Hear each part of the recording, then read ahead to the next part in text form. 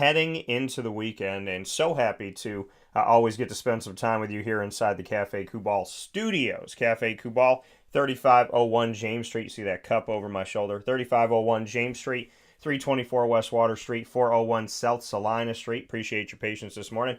All in Syracuse, as well as on the corner of Route 11 and Taft Road at Sweetheart Corners, where I went with Miss Lily, my little pup, yesterday, and we went through the drive-thru to show some love and support local and try those new menu awesome things, including the return of my favorite sandwich, the upstate grinder. So got that yesterday.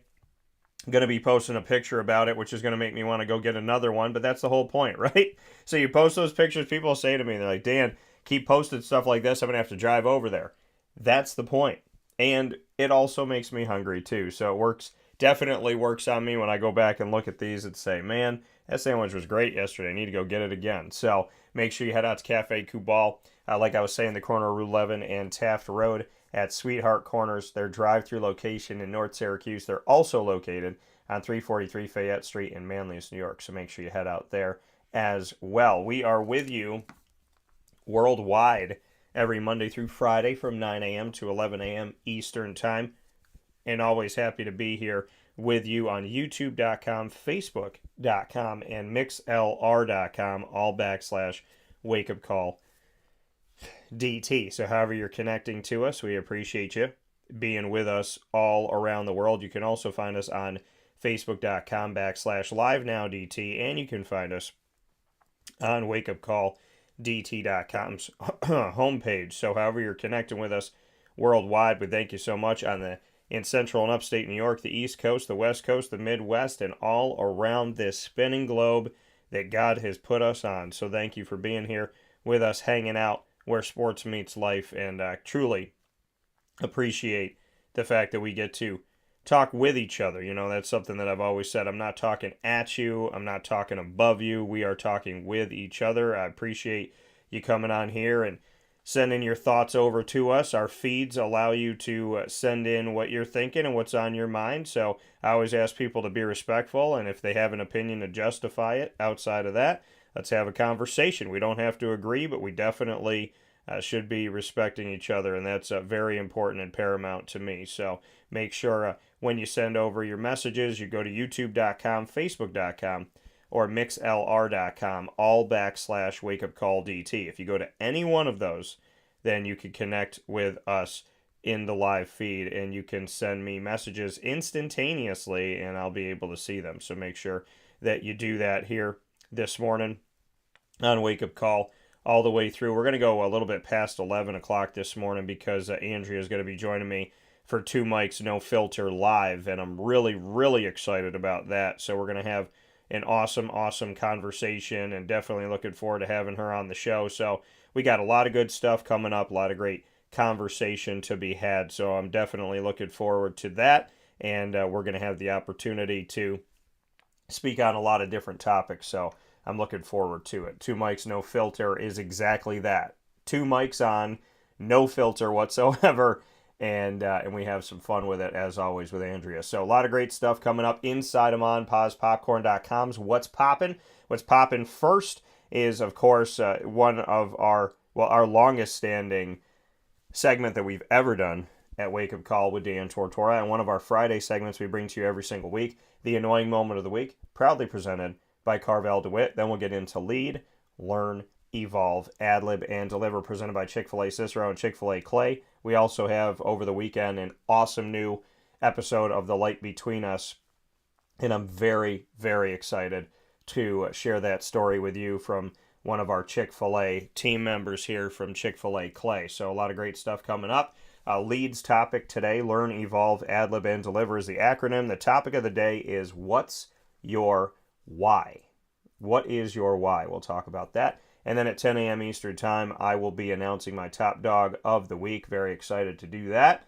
Announcing our top dog, and then getting into Two Mics No Filter. Andrew's going to join me around 10:30 a.m. Eastern Time this morning. Picture in picture. We're going to be live having a conversation with you worldwide.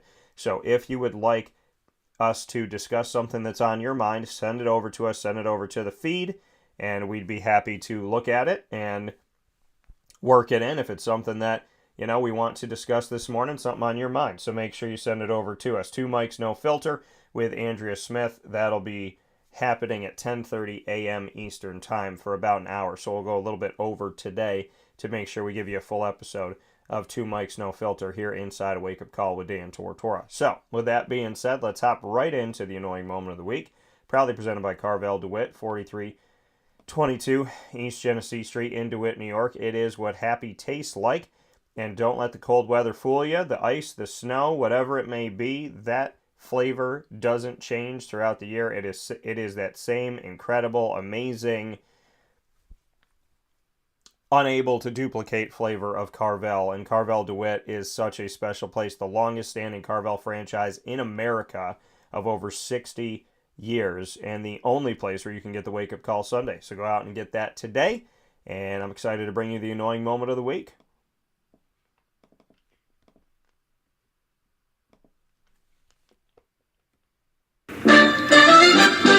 Dan Tortora proudly brings you... Is that for real? Are you kidding me? The annoying moment of the week. I really, honestly, I don't know how to respond to this. Presented by Carvel DeWitt, 4322 East Genesee Street. It's what happy tastes like. You have to be that crazy. I guess so.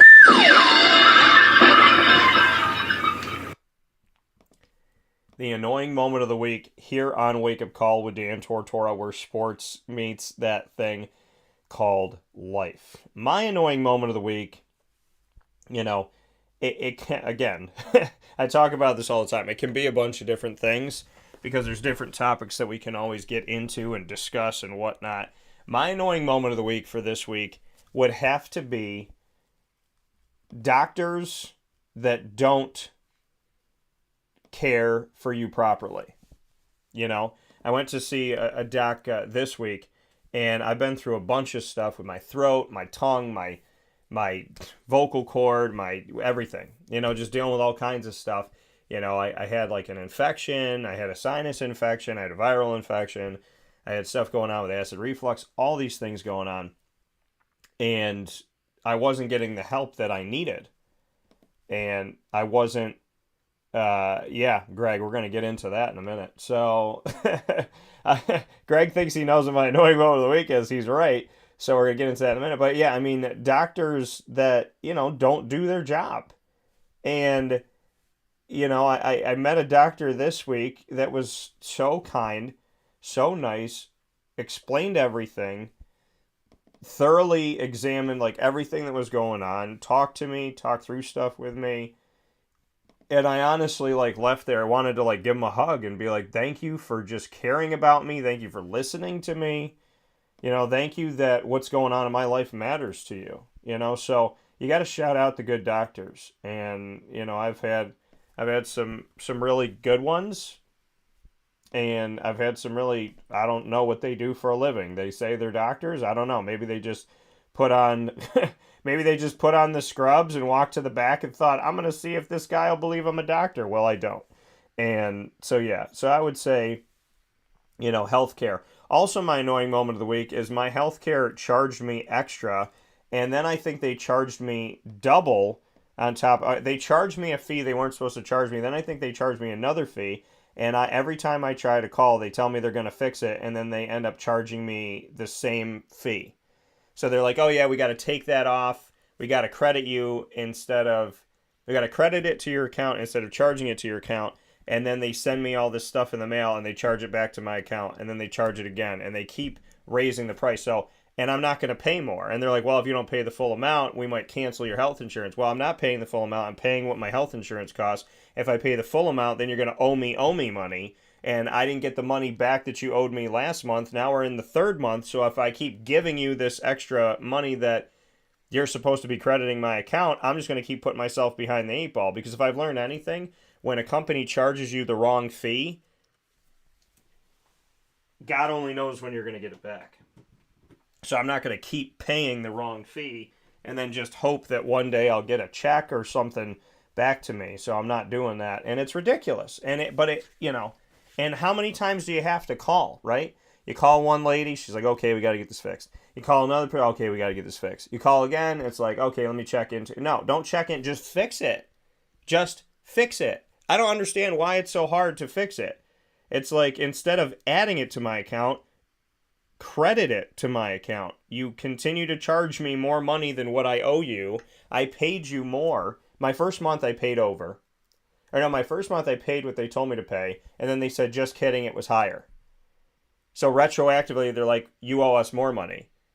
And I'm like, this doesn't make any sense. And then I go and pay the next month, and they tacked on that fee plus another fee and doubled that fee, and I paid it, and then it was like, oh yeah, that fee's not supposed to be charged when I went back and looked at it, and they haven't fixed it. So I literally tried to fix it, got in the mail a bill with the charge again. Then I asked to fix it again, got in the mail a bill with the charge again. And I had to pay it for the first of the month, and I told the lady on the phone, like, I'm not paying, I'll pay what I owe, but I'm not going to pay the other part. And I don't get it. I don't understand why it's so hard to charge somebody correctly. I don't get that. You guys screwed up. You got free money. And over the years, they've gotten free money from me because there was a way that you could put in, like, what your expenses are and this and that. Nobody ever told me. And I couldn't find it. And it's not, and I'm literally not kidding with you. It's like a phantom thing. Like, when I go on to find it, I can't find it. I get on the phone with them, and I'm like, oh, where is it? And then it pops up on the screen. And then I literally got off the phone with a lady, like, 13 minutes later, it was gone. So I'm sitting here going, yeah, I feel like they can only put that out. Like, you know what I mean? It's something they have to do on their end to unlock something, and then they'll unlock it on the phone with you, and then it's gone. The reason why I haven't found it. So I said to the lady, I go, I've been paying more for my health insurance for arguably 2 or 3 years now. Are you going to retroactively give me that money back? She goes, no, they're not going to do that. And I said, okay, well, then why don't you just charge me less now? Because I was honest then. And, you know, I was like, when you're honest and you tell them, like, this is how much I make, this is what I have. If you overcharge me for the past 3 years, then why can't there be some type of credit? And it's just, they kind of just shrug their shoulders like, thanks for the free money. So, you know, that to me is ridiculous, obviously. And of course, you know, when we're staying on charging too much for a service that you're like, what the heck? I'm gonna shout out the rectum. I'm gonna shout out the rectum, and not for what you think it is, folks. We're not being gross over here. I am shouting out the company that I refer to as Rectum because I will not give their name on the broadcast, and because they are not a partner in business. And the way that they run their cards, I don't think that would ever happen. But I mean, this place is a friggin' doozy, and people know it. You know, if it's a cable company that rhymes with rectum, okay, you know who it is, and that's got to be part of my annoying moment of the week because my internet will work, then my internet won't work. I mean, it's ridiculous. It's honestly ridiculous. Like, I'm uploading a video from my phone right now that I'm putting up for this week. And this is, I don't know, the third or fourth video that's done this, where while I'm uploading it, it'll get to a certain percentage and then go back and start uploading again. It's like reloading the upload, and it's going a lot slower than they used to go. My internet costs, let's say, $70, $74. It was like $70.99, $74.99, $79.99. Now it's $84.99. And guess what? The more it costs me, the less it works correctly. It's slower now. It still shuts off. It'll randomly just turn itself off in the middle of the show. The internet will just be like, oh, we're not here right now. And then I go to pop it back on, and thank God it pops right back on. But when the internet goes off, it shuts off all your feeds. And they said that they're doing stuff down in Florida. They're doing stuff here, potentially all over the country. They're trying to make the internet better. And I can agree with that, and I can appreciate that. But my internet has been a pain in the butt for a long time. And as a business owner, I am under the impression that when your business screws up, doesn't do what it promises you, that they make right on their wrongs.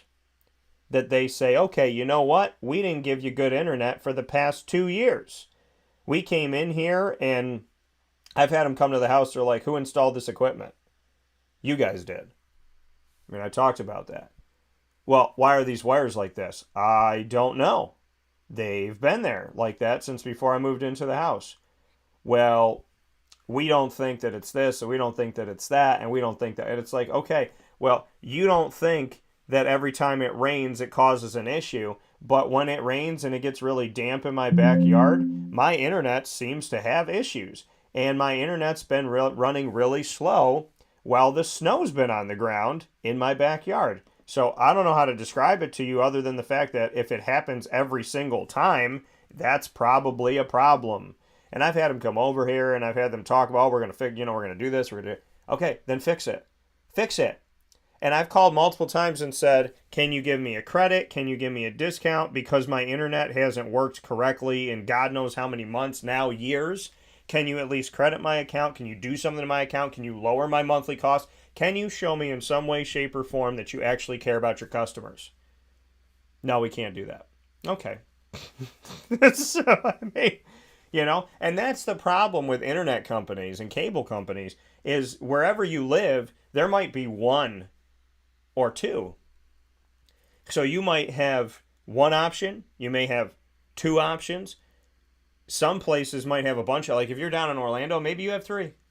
But, when these companies buy out each other too, that screws over the consumer because now, remember the airlines? When you had American Airlines, you had American, US Air, Delta, Northwest. You had a bunch of them. Well, Delta bought Northwest, American bought US Air. So now you don't have all of this competition. When you used to have in Syracuse, American, US Air, Delta, Northwest, and I'm trying to think of who else was here. I mean, JetBlue eventually, but I mean back in the day when I was a kid. But you had these four big airlines, and they were United and Continental, pardon me. So you had six, and they're all going up against each other, right?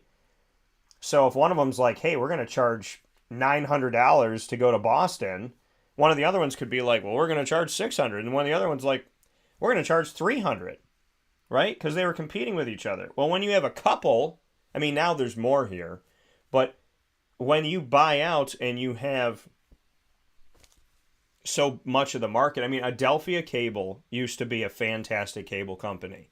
It was in central New York. I don't know where else it was, but I know it was awesome here. Sometimes we would get a free HBO. There would be weekends where we would get like a promotional Disney Channel weekend when the Disney Channel used to actually be good. And it was awesome, right? Adelphia Cable was great. And then here comes Rectum. And, they were Time Warner, then they become Rectum. And now the internet works when it feels like it. It'll turn. Now, normally it works on my phone. But I can't tell you, I've had to go downstairs, plug it in, unplug it, put a bunch of candles around, put a bunch of Witty Wicks candles around it, and say a prayer and hope that it works. I mean, it's been ridiculous and it's slow. When I go down to Florida and I go to upload a video at Papa Joe and Mary's house, it takes 15 minutes. That same video will take 2 hours for me to upload it in my studio. Ridiculous. And it makes no sense. Well, and a couple of years ago during the pandemic, they said, well, Mr. Tortora, what you could do is you could buy our business class. Because if you're doing a lot of work, you should buy our business class. Why am I going to give you $40 more a month for the internet to still suck? I mean, as consumers, we get punished, right? As consumers, egg prices go up, we get punished. Oil goes up, we get punished. A lot of people are at home working from home, more people using the internet, we get punished. A good business, a person with good business sense, a good business owner is somebody who does not consistently punish their consumer. You might have to raise prices here and there, but you know what I love? Is I work with people that said during the pandemic, they said, okay, you know what? Everything's gone up. We obviously have to raise prices a little bit. But he told me, he goes, there's a cap. There's a place I will not go. I will not charge somebody $15 for a hamburger. I'm not going to do that. He said, I might have to raise my prices a little bit, but I'm not going to raise them to a point where, you're hurting the consumer in a big, big way. And I respect people that said, hey, listen, yeah, I want to make sure my company makes money. I want to stay in business, but I'm not going to kill the consumer over this thing. And Rectum, and I don't mean to keep bringing them up, and I won't say their name. I say, something that rhymes with it, but I bring it up because how can somebody with a straight face living in Syracuse or upstate or central New York look you in the eye and tell you this is a good company? If you've called their customer service hotline, now I talked to two helpful people, maybe three, in almost 10 years. There's a way to give a discount. There's a way to do right by people. I was talking to Isaac last night about it. He goes, they send me messages in the mail. He goes, I canceled my cable years ago. They send me a thing like, oh, it's going to be $40 this, $40, and you call and they're like, nah. I called them when I said I want to do my cable promotion here because I was paying like, I don't even know, $60, $80 a month for cable. I said, this says it's $44.99. They go, yeah, that's not for you. I said, you sent it to my house. Yeah, but that's not for you. That promotion doesn't work for you.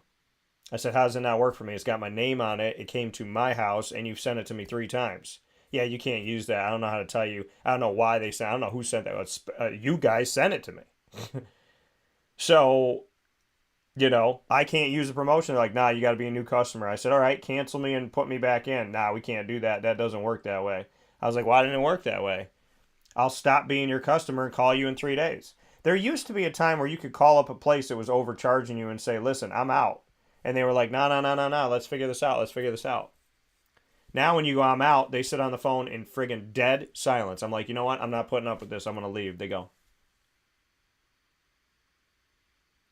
And I'm sitting there like, really?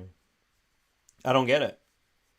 I mean, Rectum, I've canceled everything. I used to have a phone in the house. I used to have cable, internet. I canceled everything but the internet. My internet was costing me $30-something a month, like for maybe $40 a month. I canceled all the other stuff. They go, oh, now your internet's going to be $70 a month. I said, how's it going up $30? They're like, well, it was only down because of the promotion when you bought it in the bundle. So now your same crappy internet is going up $30, and now it's double. So you punished me by leaving. You don't want to pay a $160 bill. You just want to pay $44.99. Well, if you delete the 2 out of 3 things off your $160 bill, your $44 bill goes up to $80. They do everything in their power to get you to keep. They punish you to get rid of their crappy, expensive services. Oh, you don't want to overpay for cable? Okay, fine. Then we're going to bump up your internet by $30. Oh, you don't want a phone in the house? Well, then we're going to bump up your cable. It's like, at what point do you guys realize we're getting rid of everything because it's not affordable? We're getting rid of everything because it doesn't always work. We're getting rid of everything because your customer service is horrible. We don't want to work with you. We have to.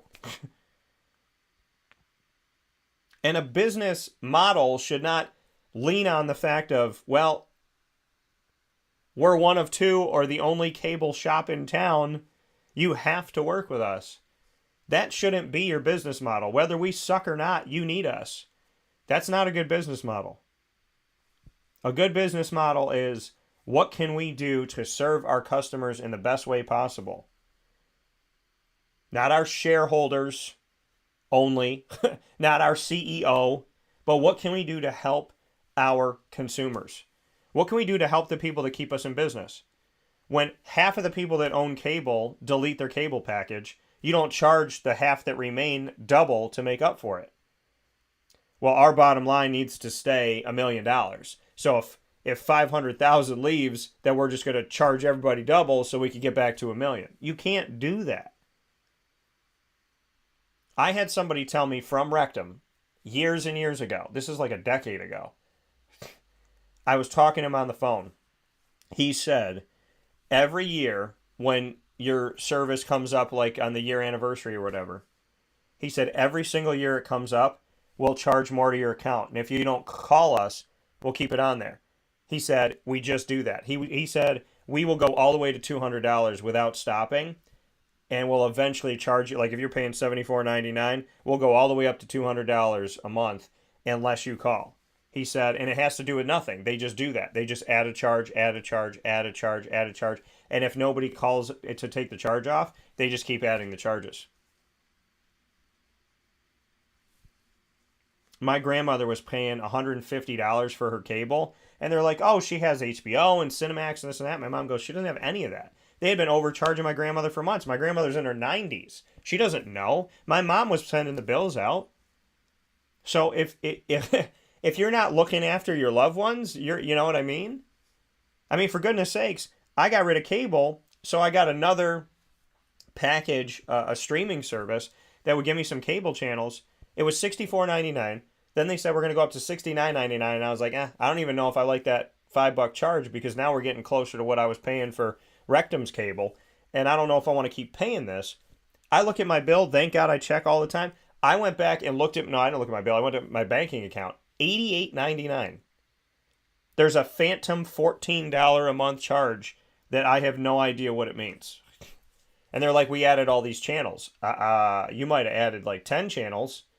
And to be honest with you, the 10 channels they added, they're a bunch of the same channel, right? It's like the same company times 5, then another same company times 6. And there's no data on the channel. There's no information on what's on the channel. I don't know what the channels are. Some of them are in Spanish, which I speak, but I don't need those channels. None of them are channels I want. They don't have the CW. You can get that on a rabbit ear television. They don't have the CW, but they want me to pay for all these weird channels. $14 a month. They're like, hey, we added all these channels for you. We're going to charge you an extra $5. They said, we brought in 70 more channels to do right by our consumer. And then they said, we're going to charge you $5 more a month. You're not doing right by your consumer by saying, we brought you more. Now we're going to punish you for that. Hey, we brought you more bang for your buck, so now we're going to increase your buck. That's not a yay. So you need to not word it that way. And then they said, well, sometime in February, we're going to add another $14 on top of the $5. So it's not a $5 increase. It's a $19 increase. You got to be out of your dang mind. You got to be out of your mind. Now I'm paying $88.99. So I could have just stayed with Rectum and got their cable. It's crazy. So, I mean, I know I'm not telling y'all something that you don't know. People take advantage of the consumer. They take advantage of us all the time. And we left a service to go find another service, and that service is just trying to creep back up and hope we don't notice. You got all these different, Fubo TV, $88.99. YouTube, $64.99, right? And you were paying, what, $69.99 for your cable? So, who's doing right by us? Nobody. And when you call and you try to get something fixed, they should fix it. Right? I'm not saying it's $80 and I call up and go give it to me for $12 or I'm out. But I'm saying, hey, $60 is why I came in here. Why can't you keep charging me that? Well, we could charge you the promotional $44.99 for 3 months. We could do it for 1 year, but we can't do it forever. Why not? That's the only reason why I came in. Why can't you do it? You're going to go back up to 60, I'm out. But we can't do it forever. I'm not here for that. Why not? I was here for That's the the only promotion. reason why I came in. I was here for Why getting can't you it do at that it? price. Right? I'm not a cheap person. I'm a businessman. I understand you got to spend money to make money. You got to do this. I understand all that stuff. But I'm sitting here and I don't know what Rectum's daily costs are and what they have to go through. I don't know that. Maybe someone can enlighten me on that. But the reality of it all is what you do to your customers is the difference of whether or not you get to keep those people. And deleting everything but the internet, I got punished before, and now here's Rectum punishing me again. Punishing me again. My internet's not working right. It's running slow. Sometimes it shuts off. It doesn't make sense. And they increased the price a couple months ago. Why? Because they can. Why? Because they don't care. They don't care. And if they do care, then maybe the CEO or the president or whoever the heck can give us a call and do right by us. I would love to call them today and them go, Mr. Tortora, You have called, we have a log, you've called 13 times about the same issue. We're going to give you a promotional $44.99 for a year. We're going to prove to you that we can do right by you. And after a year, yes, your price might go up a little bit, but you should not be paying for internet that doesn't work. You should not be paying for slow internet, and you should not have your home base be the slowest internet you have, that when you go to a hotel, your videos upload faster. You should not be dealing with that, Mr. Tortora. We should be your best internet. We're the one you use the most throughout the year. We should do right by you. And because we haven't, we're going to show you how much we care about you as a customer, and we're going to do right by you now in hopes that you'll stay with us and give us a chance to right this. That's all it takes. But people don't do that. So Rectum, you're on alert. People know what you do, and they know who you are. And yeah, you've lived on the where else you gonna go conversation, but think about that in a relationship. Somebody that you're dating beats you, cheats on you, verbally abuses you, and what do they say? Where you gonna go? Where you gonna go? Ain't nobody gonna love you. You want to be like that? You want to be the abusive relationship? That's the type of cable provider you want to be, an internet provider? The people that go, where are you gonna go? You ain't got nobody out there gonna love you like we do? You ain't loving us. You're just taking our money. We'll take a step aside for a fast break. We'll be back after this on Wake Up Call with Dan Tortora inside the Café Kubal studios. Carvel DeWitt, it's what happy tastes like. Do you know why? Because we make ice cream. Creamy, rich, flavorful ice cream. Not yogurt or iced milk like some of our competitors. Ice cream. Fresh, by hand, daily. For the calorie conscious, we have something new for you. Our new Carvelite. Same great flavor, creaminess, and texture of our regular ice cream with only 35 calories an ounce. So whether you want an ice cream cake, flying saucer, dasher, carvalanche, hard or soft ice cream, we will satisfy your craving with our fresh, handmade regular or new Carvelite ice cream. Carvel DeWitt. It's what happy tastes like.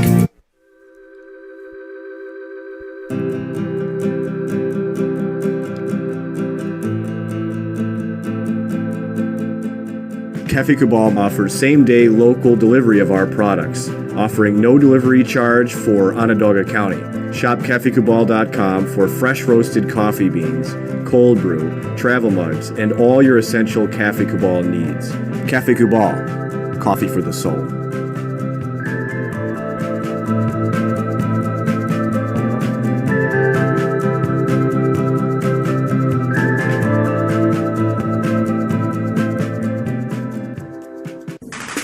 The Wildcat Sports Pub in Camillus, New York is located on 3680 Milton Avenue in the Home Depot Plaza. It is your family-friendly sports bar and restaurant. Folks, some sports bars aren't family-friendly. Some family-friendly restaurants are not sports bars. The Wildcat Sports Pub in Camillus, New York is proud to be both.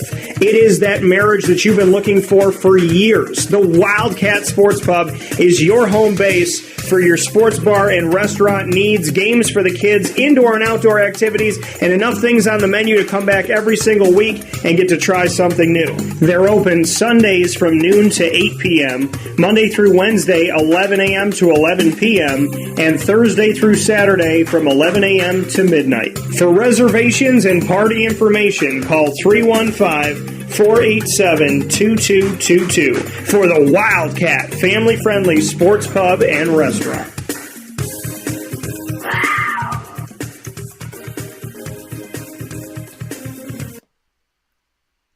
Welcome back here to Wake Up Call with Dan Tortora inside of the Café Kubal studios, hanging out with you where sports truly meets that thing called life. Appreciate you being here every Monday through Friday from 9 a.m. to 11 a.m. Eastern Time on YouTube.com, Facebook.com, and MixLR.com, all / Wake Up Call DT on WakeUpCallDT.com's homepage and on Facebook.com / Live Now DT. We appreciate you being with us all around the world. So thank you so much. Monday through Friday from 9 a.m. to 11 a.m. Eastern Time. Inside of ModPawsPopcorn.com's What's Poppin'? It's time for LEAD. Learn, Evolve, Adlib, and Deliver. That is the acronym, and that is what we have next up on deck here on Wake Up Call with Dan Tortora. So with that being said, today's topic, what's your why? What is your why, right? I've asked this question to people recently in conversations that we have.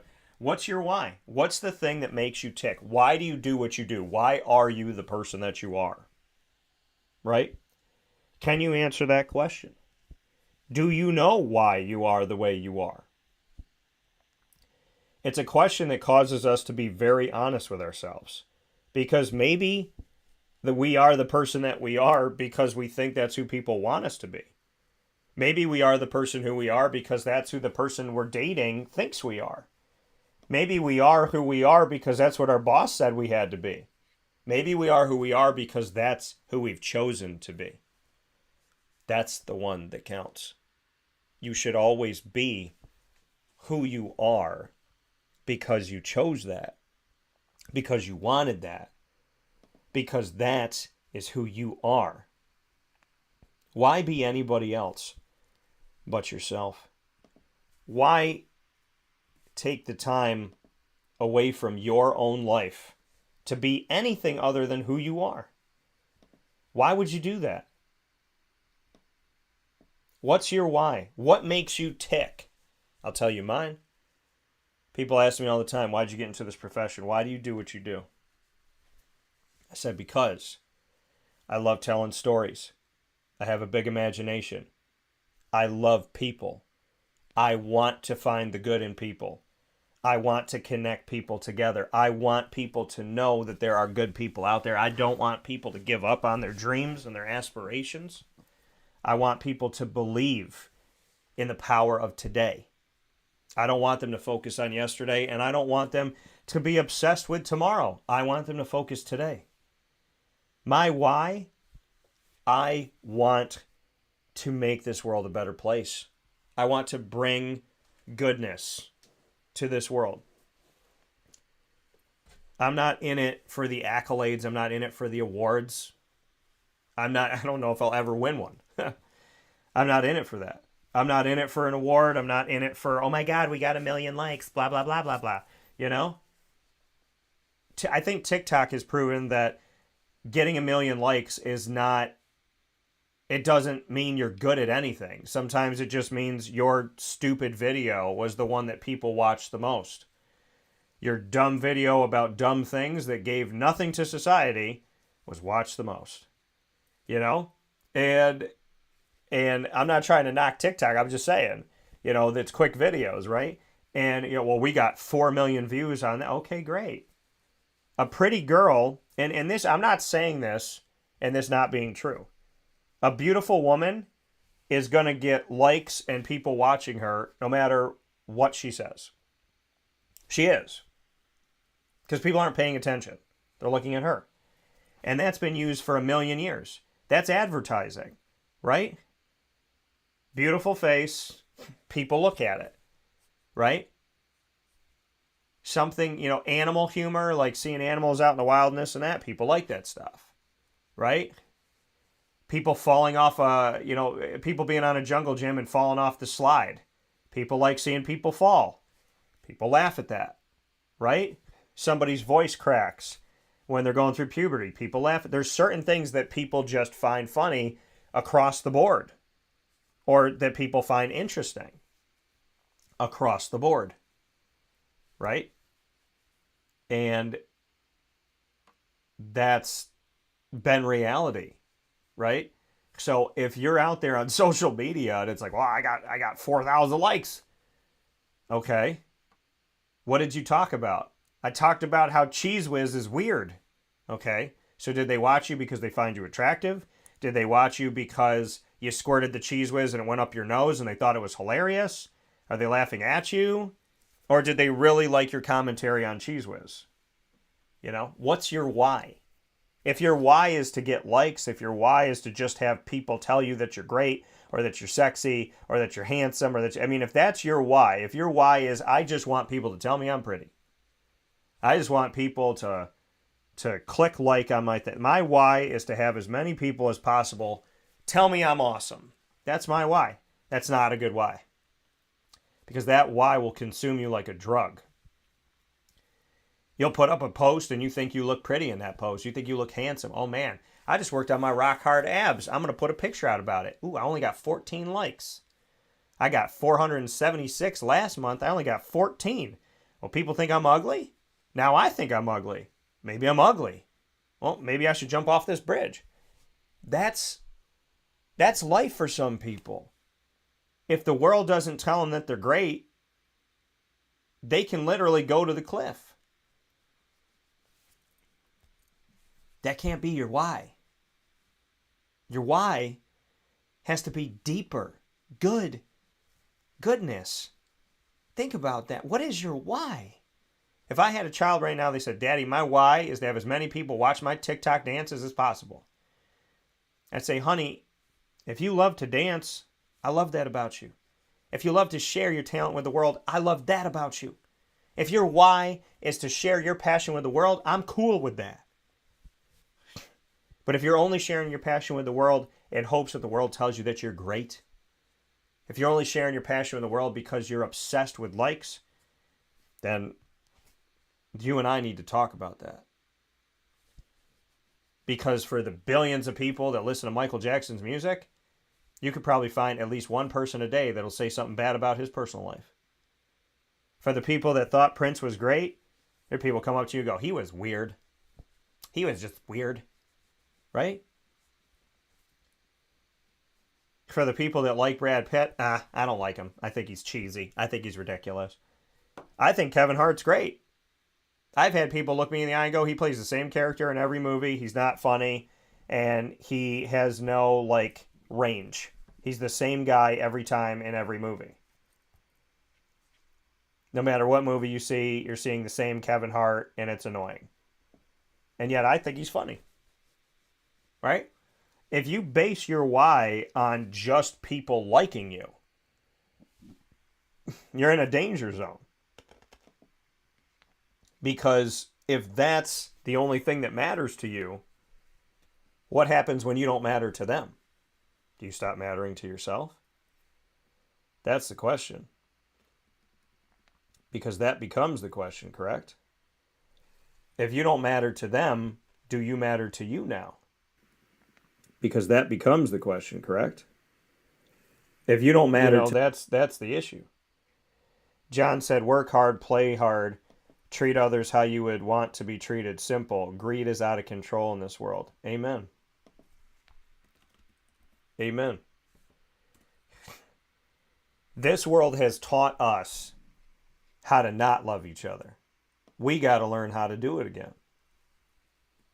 This world has taught us how to stop.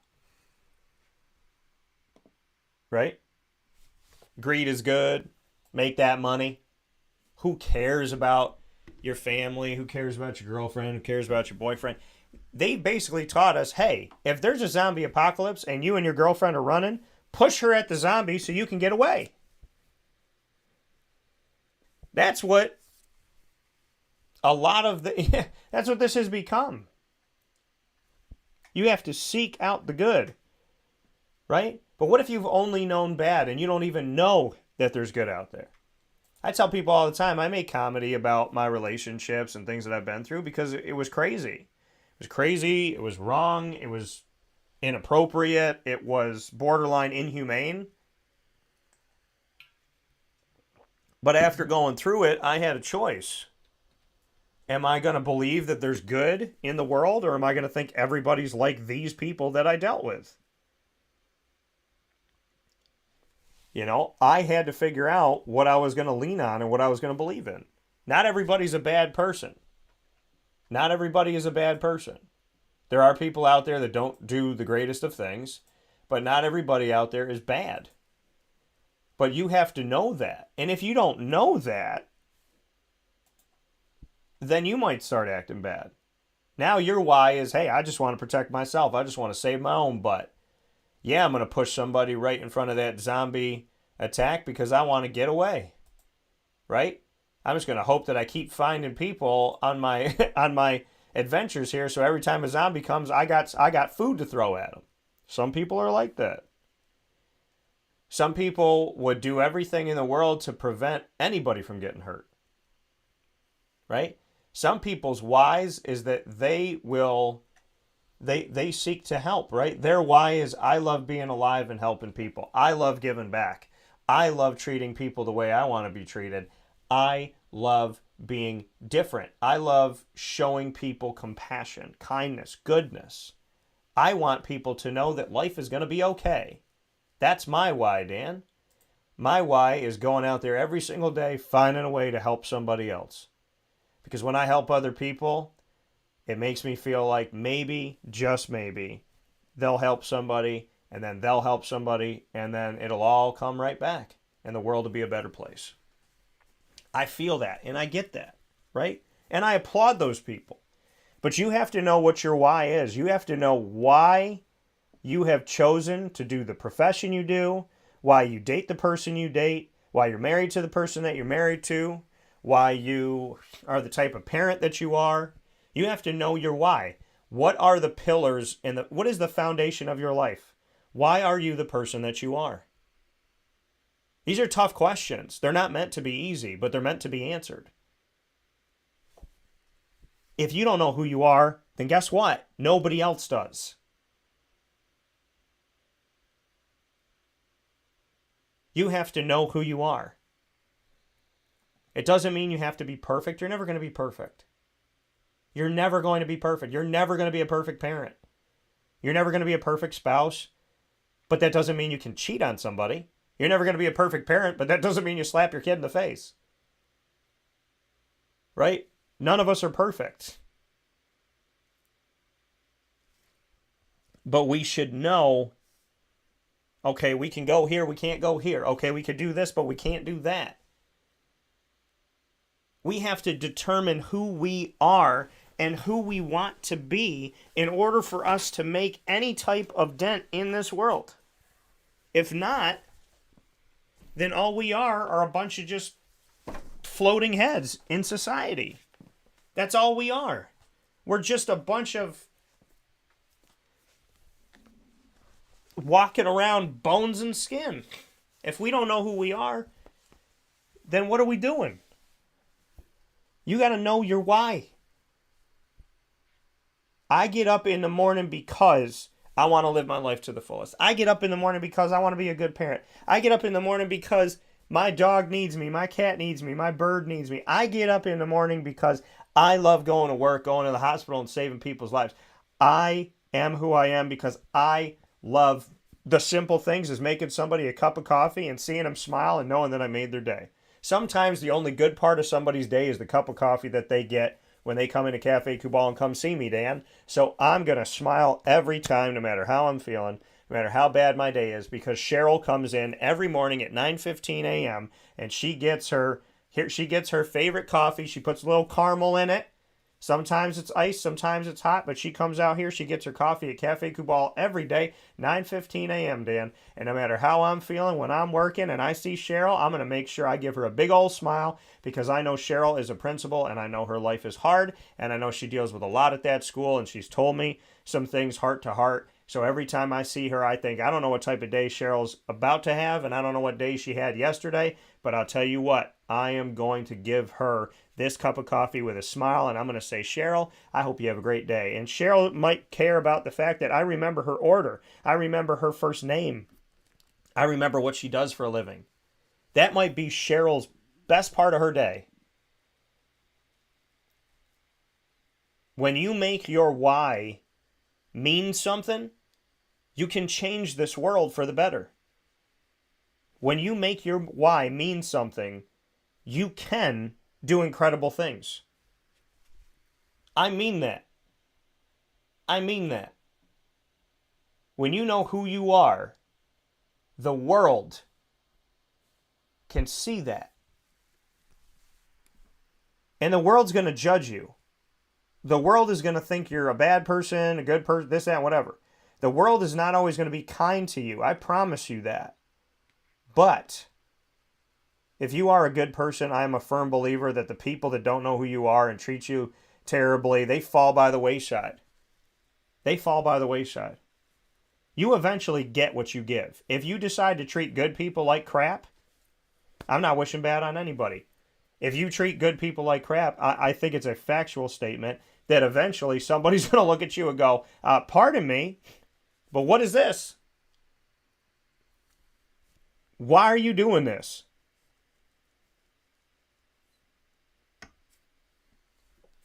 You don't get away with murder forever. You don't. You don't. And if you don't know what your why is, or if your why is to hurt people, if it's to just burn everything in your path, right? Some people's why is to get me ahead. That's my why. My why is to take care of me, Dan. My why is to get me in a better place.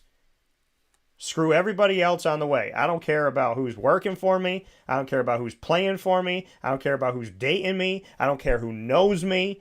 My deal is I'm going to get to where I want to get to, and I'm going to burn whatever bridges I got to burn, blow up whatever I got to blow up, because at the end of the day, I'm taking care of me. That is what I'm doing. I'm looking out for me. Bang. That's it. I want me to be taken care of. Period. Exclamation point. It's all about me. See you later. Stay away from those people. Because those people will burn to the ground everything that they build. Everything. You can't succeed stepping on the backs of people. You say, Dan, well, I know a lot of people that have done it. It's not going to happen forever. I'll tell you that. And again, I'm not wishing bad on anybody. I don't wish bad on anybody. Ever. Even if they upset me, I'm not wishing bad. My hand to God, I am not here to wish bad on anyone. Ever. That's not my motto. That's not what I'm about. I don't want to do that.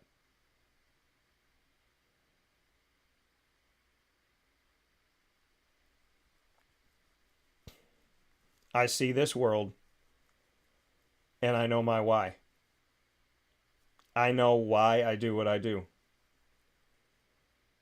And not everybody appreciates it, and sometimes people are downright mean. Sometimes people bite the hand that feeds them. Sometimes people slap the hand away that you extend. Sometimes what you consider to be goodness and love and grace and peace, somebody else can misconstrue as something bad. Sometimes you being the best person you could be isn't good enough for that person no matter what you do. That's why you have to know who you are. And by knowing who you are, it's knowing your why. Am I here for the approval of others, or am I here to do good by God? Am I here to get ahead by any means necessary, or am I here to get ahead the right way? Am I in my job because I make a lot of money, or am I in my job because I love it? It's okay to make a lot of money, but that shouldn't be your main reason why you're in the job.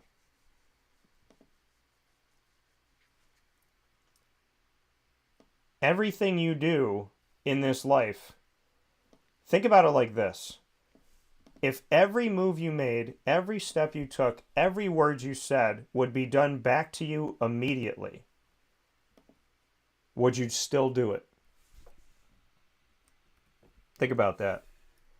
If every word you said, every deed you did, if every action you took and everything that came out of your mouth was going to be done back to you immediately the same way, would you still do it? Because I would venture to say a lot of people would say no. Oh my gosh, Dan, I would never want to happen to me what I just did to that person. Well, then why are you doing it? Then why are you doing it? If you can't take what you give, why are you giving it? And that's a question that we all need to answer, right? Know who you are, and know that how you treat people will always come back to you. It will always come back to you. So if you treat people well, well, then you got flowers coming to the house eventually. If you treat people poorly, you might be looking out that window for a long time saying, where are my flowers at? Because people will only bring flowers to the doorstep of a disrespectful, hateful, and negative person who is unappreciative so many times before even the kindest of hearts says, you know what? I'm not bringing flowers here anymore. All this person does when I bring flowers here is smells them for a minute and then throws them in the trash. And I drive by and I see them in the trash. I'm not sending flowers to this person anymore to see them in the trash. Don't let the people that don't appreciate your goodness change who you are. Don't let them take from you what makes you you. Don't live life for other people. You can live life and love to help other people, but don't live life for the approval of others. Don't live life based on the opinions of others, the clicks of others, the likes and the retweets of others. Live life knowing this is who I am. This is why I am.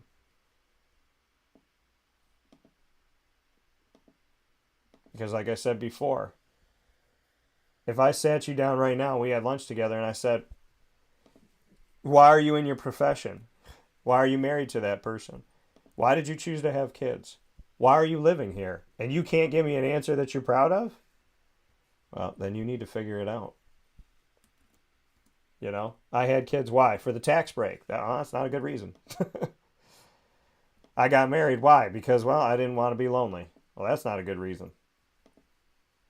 I'm in this job. Why? Well, because they pay me a lot of money. Do you like the job? No. I'm miserable every day. Well, then that's not a good reason. Why do you live here? Because it's convenient. I wanted to live in this other place, and I think about it every day, but I'm too afraid to take that move. Well, then that's not the right decision. Life is not meant to be lived without dipping your foot in the pool. You got to be careful what pool you dip your foot in. But life was not meant to be lived timidly or in fear. When you find out who you are and why you are, and that's a growing process. I find it out every day. I'm still finding out who I am, and I always will. And I pray to God that I won't have dementia or Alzheimer's or anything as I grow up, so that I can continue to keep my mind and keep my overall health, mentally, physically, emotionally, spiritually, economically, keep my health in all ways. That when I'm in my 90s, I'm 100 years old, that I still feel pretty good, right? I feel good, and that my brain still works, and that I can still be learning. My grandmother at almost 101 years old was still learning. And I think that's one of the many reasons why she had a great life. She knew who she was. She knew why she was who she was. And she was proud to be that person, and she was consistently that person every single day. She loved who she loved, and she loved them exponentially.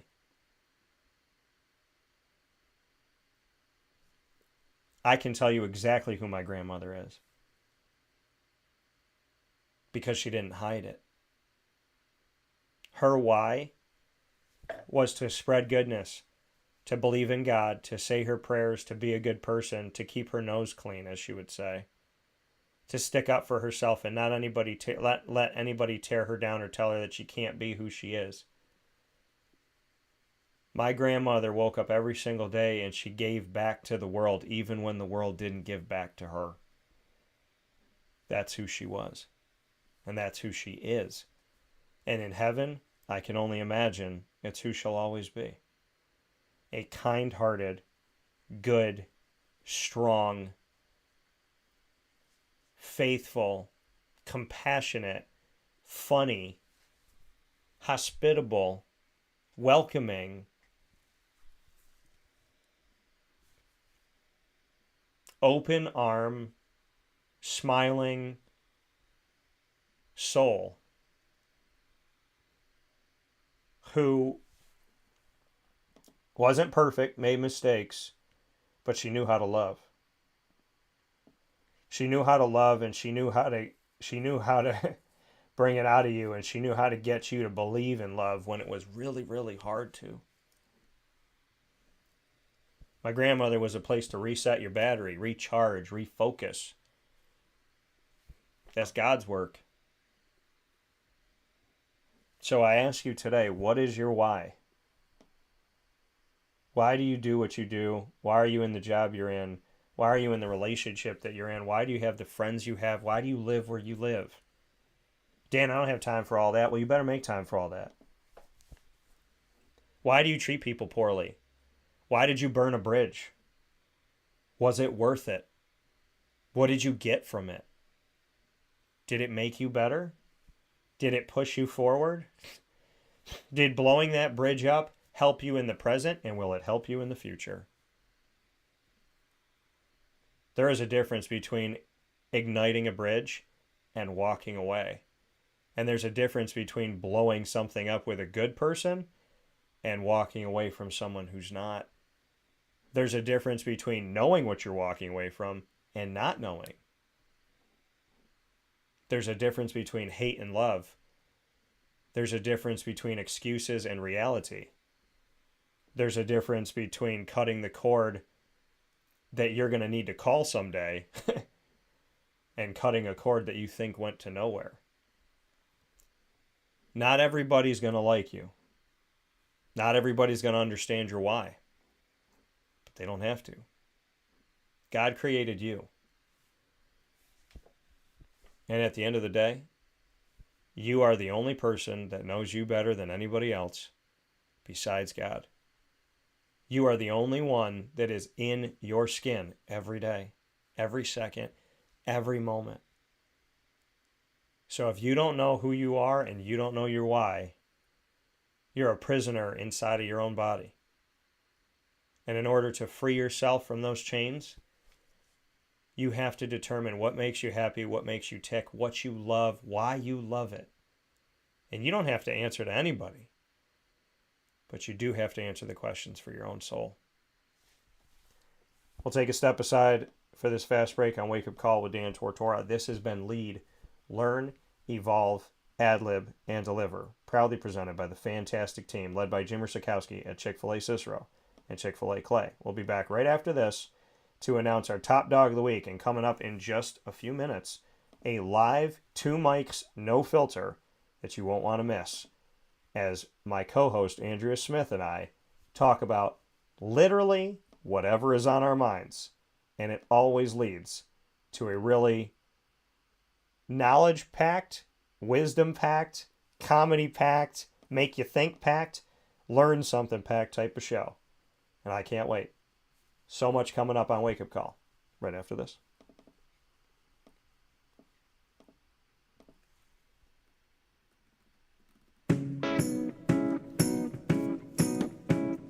In these unique times, there are those in our community that give us a sense of normalcy and positivity. Pizza Man on 50 Oswego Street in Baldwinsville has been here for you for over 35 years and is here now. Call 315-638-1234 or order online at pizzamanbville.com to bring those familiar tastes into your home. And remember to come see our monthly on-site broadcasts centered around the community and our Baldwinsville Bees. Pizza Man in Baldwinsville. Any way you slice it, they are always here for you.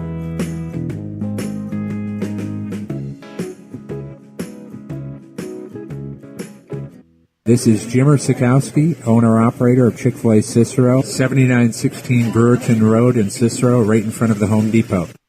I had a deep feeling that God wanted me to do something bigger with my life and to help people, help others. He kept putting Chick-fil-A in my life, and I realized as I was going through the franchise selection process that positively impacting the lives of others was really core to what we do here at Chick-fil-A. First of all, it starts with the food. The food is brought in fresh daily. We bring in local produce. We prepare to order in the kitchen. We hand bread our chicken. We hand spin our milkshakes. It's great food. It doesn't taste like fast food. I think the second thing is the way people feel when they come in a Chick-fil-A restaurant. It's different. We try to treat people with intentional kindness here, which is very different and deeper than good customer service. And so I think it feels remarkable for most people to come in a Chick-fil-A restaurant. And then lastly, the impact that we try to have in the community is very different. It's a big part of the expectation of every operator of a Chick-fil-A restaurant is that they're actively engaged in their community. They're a leader in the community, and they're making a difference. When they realize that what we're striving to do is to shine a little light in their life, that's a very, very different experience than you will have at any other quick service restaurant. And it's that remarkable experience that I think people will emotionally connect with. I'm George Townsend of Honda City with some good advice when buying a new car. The true cost of owning a new car is determined by the appraised value when you trade it. No vehicle appraises higher than a Honda. Next, look for low APRs and deep discounts. You also want low maintenance costs and great fuel economy. That's why my advice to you is to buy a new Honda. Looking pre-owned, visit our Honda Certified Used Car Center. Honda City, 7140 Henry Clay Boulevard, Liverpool, or HondaCity-CNY.com. It would be a pity if you don't shop at Honda City. Our corporate purpose at Chick-fil-A is to glorify God by being faithful stewards of all that's entrusted to us and to positively influence all those who come in contact with Chick-fil-A. And what became increasingly clear from our success in Cicero is that people love Chick-fil-A. And also I think we recognized that, we had a great opportunity to grow the brand and grow our platform. I felt incredibly grateful when I was selected to be a Chick-fil-A operator. I think what it's meant for me, what I've come to realize on a very deep level is that this is a calling for me. It's not a career. It's not a job. The Lord called me to be a Chick-fil-A operator and to use these restaurants to glorify Him and to positively influence other people. I'm blessed. I'm very blessed. Head to Chick-fil-A Clay on 3974 State Route 31 in Liverpool, New York.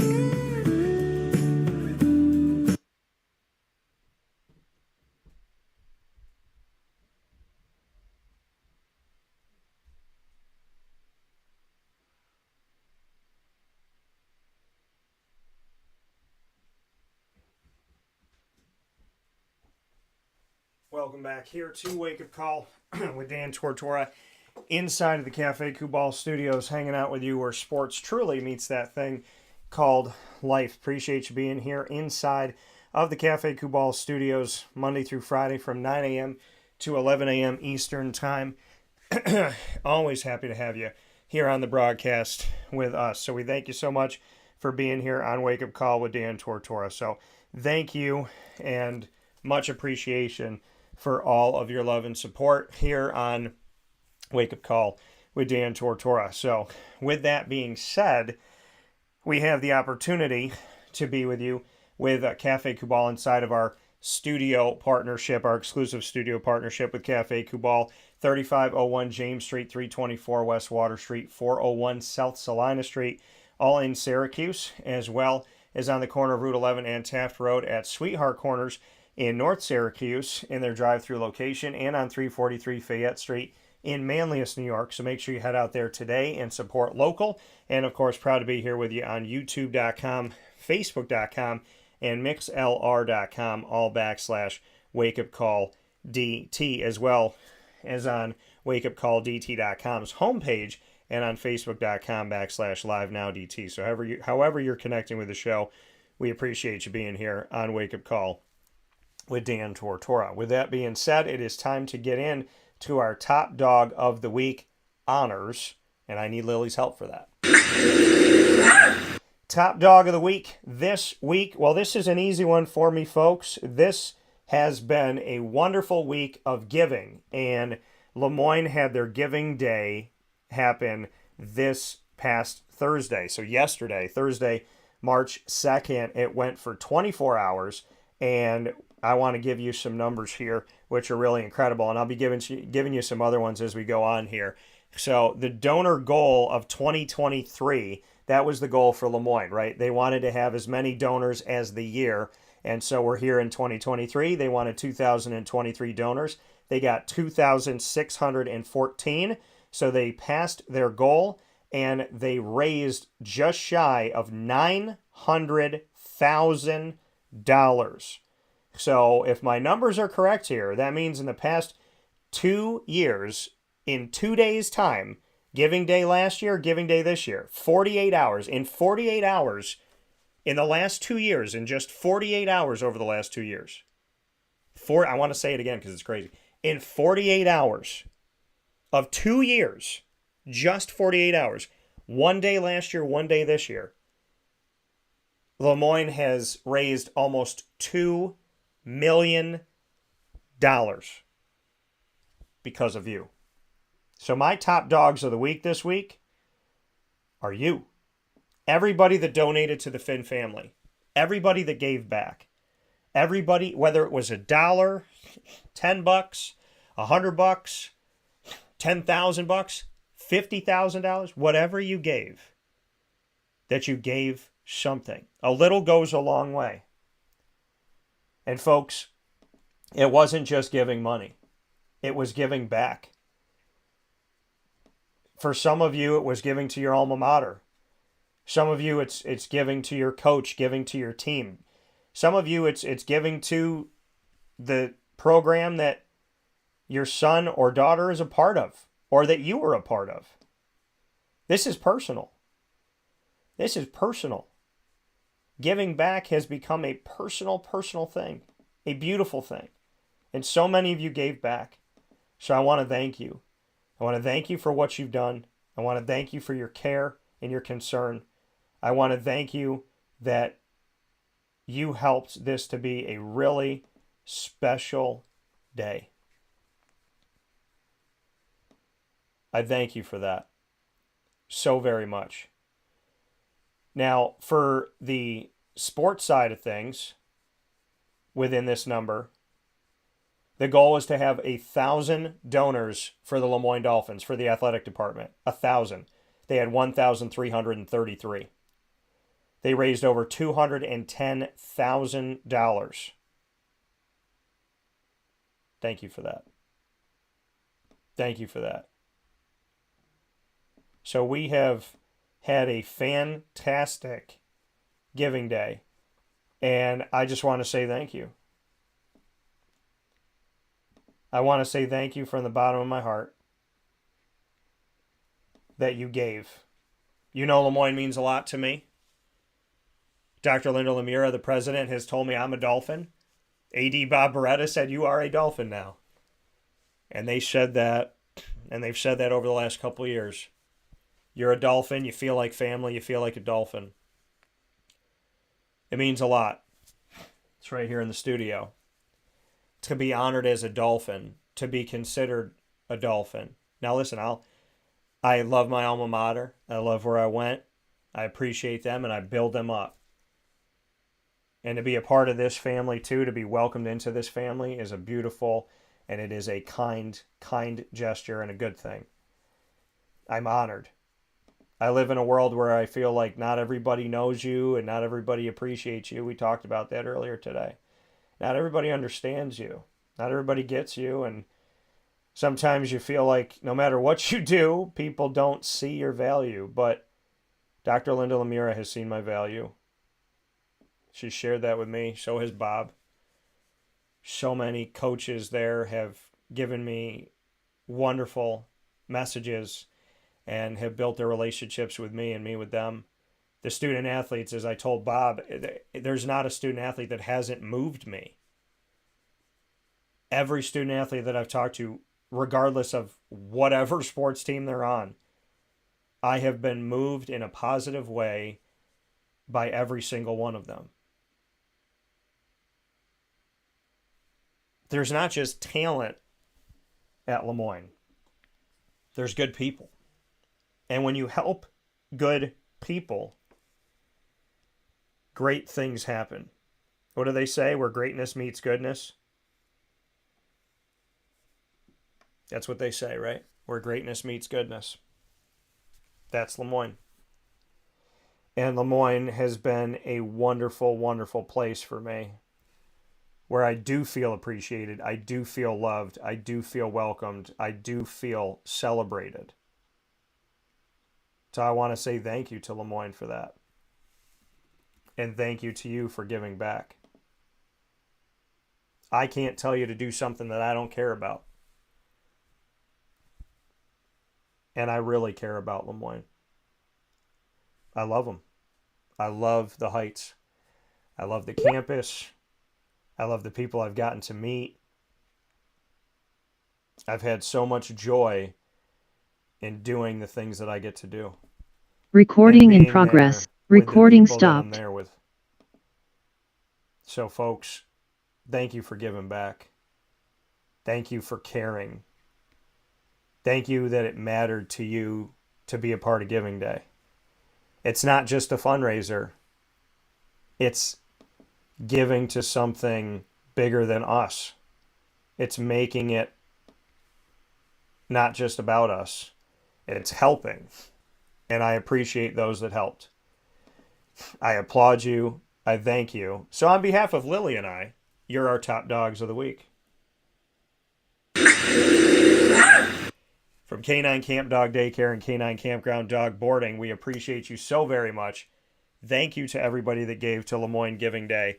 Like I said, over $800,000 raised overall. They passed the donors that they wanted. As a school, they wanted 2023 for the year 2023. You helped them pass that. Athletics wanted 1,000 donors. They had 1,333. Thank you to everybody that gave. Whatever you gave, however you gave, a little goes a long way, and dolphins never swim alone. We build together. I'm proud to be a part of this family, and I cannot wait to see what we're going to do next. With smiles on our faces, goodness in our heart, a belief in something bigger than ourselves, and a whole lot of love. We'll take a step aside for a fast break. When we come back, live, 2 mics, no filter. And I told Andrea, we're going to talk about whatever's on our mind. So I can only imagine, but I'm excited. We'll be back right after this.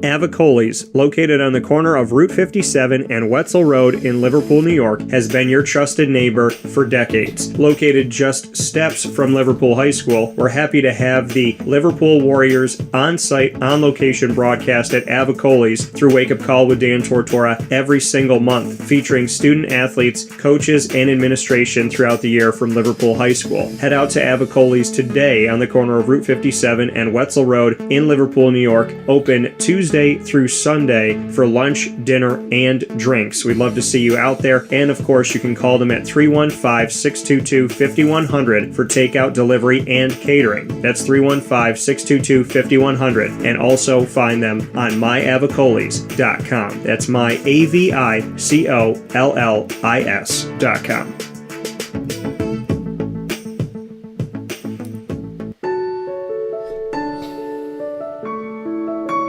Having peace of mind when you're out of town that your furry-loving friend is safe and sound means taking them to K9 Kampground, because we all know that when it comes to the love of our pets, it goes well beyond the call of duty to make sure they're safe and sound. Right, Lily?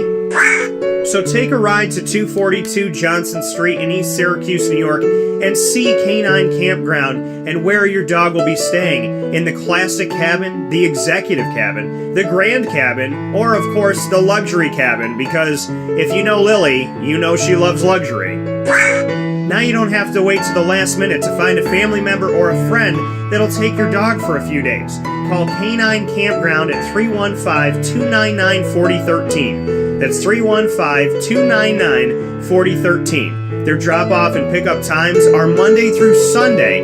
Check K9Kampground.com for more information. That's the letter K, the number 9, and campground spelled with a K.com. K9Kampground.com. When you're going out of town, bring your dog to K9 Kampground.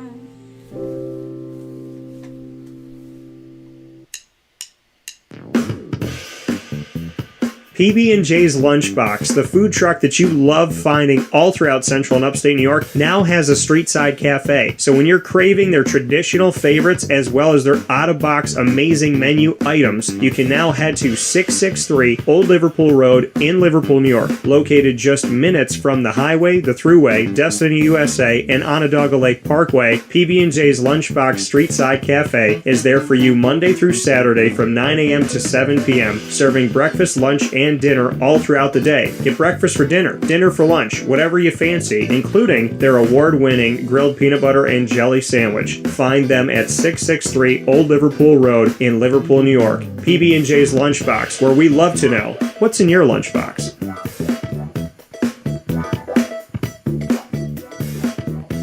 This is a special message from 317 at Montgomery restaurant owner Joel Carpenter. Open Tuesday through Saturday for your dining pleasure on 317 Montgomery Street in Syracuse, New York. We wanted to be a part of the resurgence of Syracuse. We saw a lot of money being put into bringing people back downtown and thought that, we'd like to be a part of that. I love putting together a good dish where people see it first, they fall in love with it, and then it tastes just as good as it looks.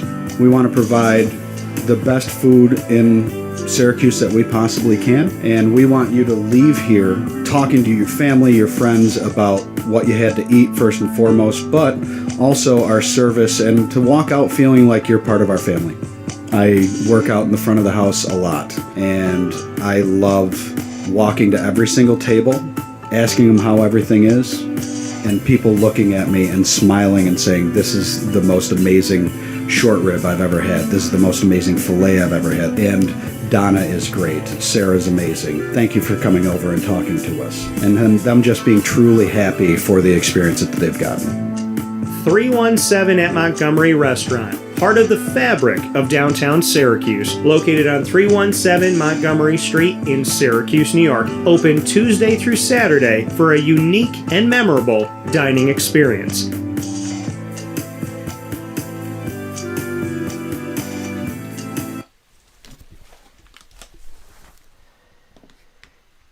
Welcome back here to Wake Up Call with Dan Tortora inside of the Cafe Kubal Studios, hanging out with you where sports meets that thing called life.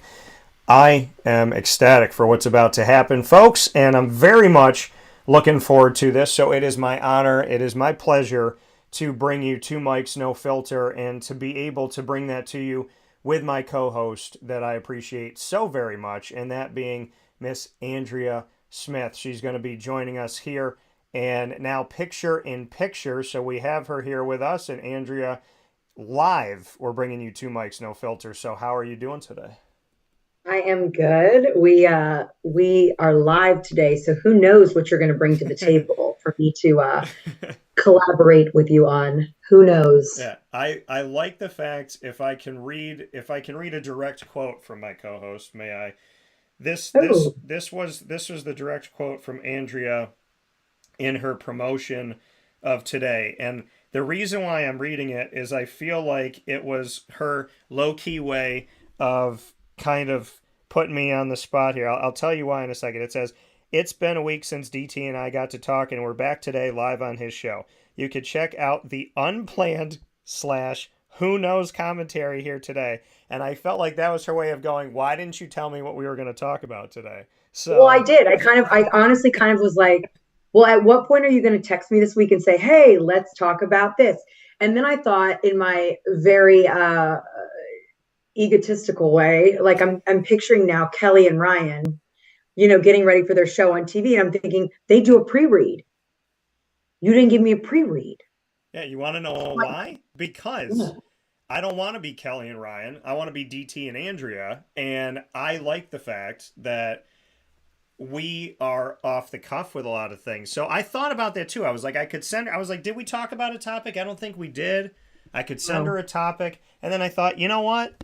This week and last week have challenged me in different ways that have led me to the desire to just let it all hang out. I honestly, with pop culture, that subject in general, I was thinking like, is he going to want to talk about the Murdoch murder? I mean, like, I'm like, there's all these things happening. Like, what are you going to want to talk about? Same though. I mean, I've been, we talked about this last week. We weren't able to do the show last week because I was traveling. I was on the West Coast, and flights from West Coast to Jacksonville are very difficult to get. I had to take a red eye. Then I had my kid's birthday, and it was just crazy. And then I traveled this week too. So our normal routine of recording or whatnot, we just couldn't get on the same page. So, so what do you want to talk about with me today? Well, I can't say that I know this murder trial. What I knew about it is what my dad told me. I did not watch it. I will say this. So my dad just retired from being a lawyer, and so my dad goes, "Yeah, I'm watching this trial. It's about a lawyer, and he allegedly killed his son and his wife." And I'm going, "Dad, are you like saying something to me and Mom? Like, what is this about?" So I don't know anything about it because I stay away from that stuff. I don't get caught up in it. I don't. Yeah. So I definitely do not steer clear of things like this. So I won't talk about it long, but I will say that I think the media and people's fascination with this is that it's something that you would only see in a movie. Yeah. It is the most prominent family, very from the, referring back to like the 80s, late 80s, like very Dallas, that show back in the day, like, or Succession today or whatever. It's, the most prominent family in the community for hundreds of years or whatever it is. And they have all these skeletons in their closet. And there has been multiple deaths. It's not just the wife. That is what he's on trial for. But there has been a maid that went dead, a girlfriend that ended up dead of one of his sons. I mean, there's all these things that added up to this moment and of corruption in a small town. And it's like, I'm telling you, it is a TV movie waiting to happen. There's documentary on Netflix about it as well, but I'm sure there's going to be some actually real actors playing the roles of this at some point. But it is a fascinating story in a tragic sort of way. But anyway, he was found guilty last night. So I was at like this big event for work, this gala, and my coworkers and I are all following it. We're sitting in this silent auction. And Twitter is blowing up, CNN's blowing up, and it's like, guilty, guilty, guilty. And, you're like, oh my God, it really happened. So, I mean, it's nice to see that justice is going to be prevailed here, but I think there's a lot more skeletons in their closet and they got to dig a little deeper. Well, maybe, like you say, it's sad, but the reality of it all is it's like, as it's going on in real life, there's already somebody that's planning the Lifetime movie of it. And then you got me talking about it, so they better be planning it. You know what I mean? I'm already asking for it. Well, did you watch, you probably didn't. I am one of those people that I get all the streaming services based off of a show coming out. And I have cable, like I have normal DirecTV. So it's such a money pit because like you buy it for one show and then whatever. But anyway, got all the things. But I got Peacock when it first came out because they were going to do the story of Dr. Death. And I listen to a lot of podcasts about this stuff. Like I love true crime. I watch. And you know what? Yeah. I am like a Dateline fan. Like I love stuff like that. Yeah. Did you watch the Dr. Death with? Yeah. Alec Baldwin was in it. I mean, it was good. But if you listen to the podcast, you knew the story too. So I'm hoping that it's not a Lifetime movie style. I want it to be a streaming television, real actors. They're like A-listers playing the roles. You know what I mean? Yeah. Well, I'm looking for I want to go all in on it. I watched the Dr. Death thing, and you have to keep reminding yourself that like someone did this, and that's the part where it's like at first you're like, oh, that makes me want to watch it, and then you're watching it and you're going, somebody did this? Bad, right? Right. I know. I get it. Like you feel kind of bad for being so entertained by the show. Yeah, it goes from somebody. It goes from somebody did this to somebody did this. So I did watch that. You brought up something when you talk about streaming services. My annoying moment of the week was the fact that our cable company is atrocious up here, and I call it Rectum. So, because I won't call it by its name, and I like calling it Rectum. So, but I was like, oh, is that really the name? I was seriously thinking, like, is that really the name of the company? Well, I probably should be because of what the charges they try to shove up there. But right, I know. Yeah. So I have a question for you. Okay. I love a good question. So I went on a few dates, and since we last talked? Yes. And and I've talked to a few different. I've talked to different people at different times, And I had a not great experience. I had a nice experience. I don't know what the experience is going to be. But I have a question about streaming services. So I wanted to watch Ted Lasso, but I love Ted Lasso. I refuse to give Apple more money than I've already given them at this point.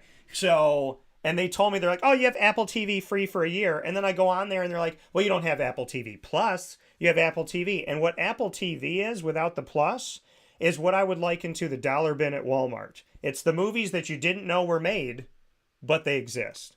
And so I didn't use it for the whole year that I had. I tried to use it like once or twice. So then I was like, oh, Ted Lasso. So a girl that I've been spending time with, she's like, let's watch Ted Lasso. So I started watching it. And then I did that kind of like, I was like, oh, well, she watched it at my house. So let me go on, because I don't think she logged out. And I went to go see it. And it's got the QR code. It's like, you have to scan your code. I'm like, did she log out when I walked out the room? Like, I was like, no, because she streamed from her phone to the TV. She held her phone up, and then that logged her. Yeah, in. I think that when the phone's out of range, probably. I mean, I'm not a QR code genius by any means, but I'm pretty sure that they have ways around that. But anyway, let me ask you really quick on that note, and then I want to get back to this, the dating thing. Yeah. What do you think of Ted Lasso so far? I love it because people told me, they're like, well, he's like you. They're like, he's inspirational. He's funny. He's so great. So I was told, like, you got to watch it because of like the way that you are with people. So you got to watch it. So I watched the first 4 episodes, I think. Yes. It's such a great show. It's such a feel-good show. And season 3 is coming back, which I'm so happy because they ended season 2. Like, it definitely seemed like there could be a season, but it also could have not been a season. So I'm very pleased. But I'll tell you what, I was at a meeting, last week I mentioned I was at a work meeting in Arizona, and the motivational piece of our presentation was a lot about Ted Lasso and some clips from the show about, you've got to believe and all these things, like his mottos. It's just, it is one of the best shows on TV right now, if you ask me. It is like, my kid can be in the room and I don't have to worry about it.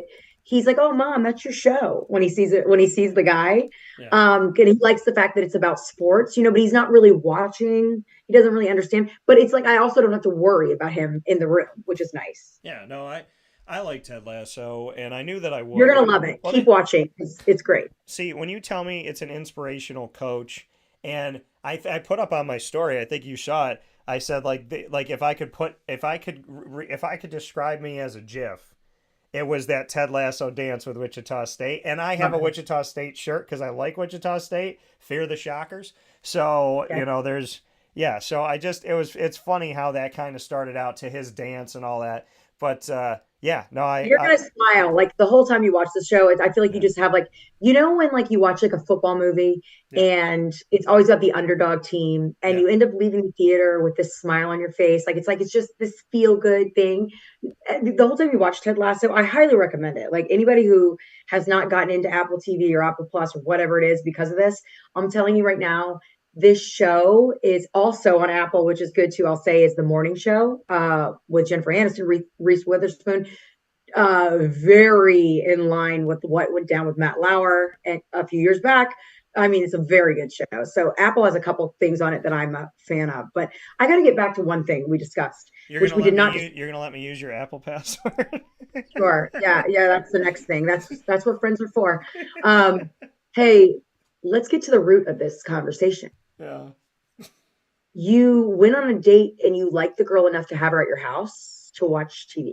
Yeah. How can you play that out for me? I'm not clear on how that happens. Okay. Yeah, we got some questions coming in, so we'll have to make this short. No, I'm kidding. So wait, is the questions what is your question? Andrea, will you please share with us all your favorite shows? The questions are about, well, there's been some thoughts about Ted Lasso. You're dating, I'm sure. Wait, yeah. Good. Okay. We got some good questions. We got some questions that came through, but I'm gonna, before I read them, okay. I'm gonna answer your question as vaguely as possible. So I'm kidding. I don't like you and I have such good chemistry and we work so well that I have come to know in a couple months your faces. and there's faces that you do that I'm not fond of, because when you do it, I'm like, I'm in trouble on the show. I don't like being in trouble on the show. So, oh my goodness, there's a face that you gotta made. control my face. No, because you know that I know that you want me to tell you something, and you make a face that doesn't leave you until I tell you that thing. I'm ready. I'm still ready. I'm still waiting. I know. I'm trying to just drag it out. But, we got along, and things were good, doing some stuff out, and we went on like a I don't want to call it a hike, but we went out and did some nature stuff. We went. What was the first date? The first date was it was snowing, so the first date was just going to grab dinner, and dinner was fantastic. But so went and got some dinner, and then we did like a whole day of stuff. It was like movie. Brought her out to one of my places that I work with, had her try my sandwich that just got released a couple weeks ago. So we went and did that, went out, did like a nature thing. That was a lot of fun. I almost kicked her into the Erie Canal by accident. Okay. These things feel like they're starting to go the wrong direction, but okay, I'm listening. So we went to a place where you have to like tightrope to not fall in the water. So we went down this thing, because that's the type of person I've always been. So we tightrope down this thing. I'm an adventurous person. I laid on, and so I kind of just laid down, and I said, I could be here. I said, I could literally lay here all day. And I kicked my legs out, and I had my eyes closed. So I just kind of kicked my legs out to stretch my legs, and I opened my eyes, and she was like this, because I had almost kicked her clearly into the Erie Canal. so she said, but she's like, obviously it was by mistake, and she Where did you meet her? I met her through, I don't want to say it because I don't like him, but I told you that I had that stupid dating app that I had paid for. So I thought to March, right? So you had you had to finish it out. I had to finish out a month. Right. I had 28 days it was like 30 days to find Don't waste love. $1. Yeah. Right. Yeah. So I used it, and I appreciate it. Whatever. I found, so no, we had a good time. I almost kicked her. Okay, wait. Almost kicked her into Let's go back for a second. Yeah. You used it. Yeah. She had the month.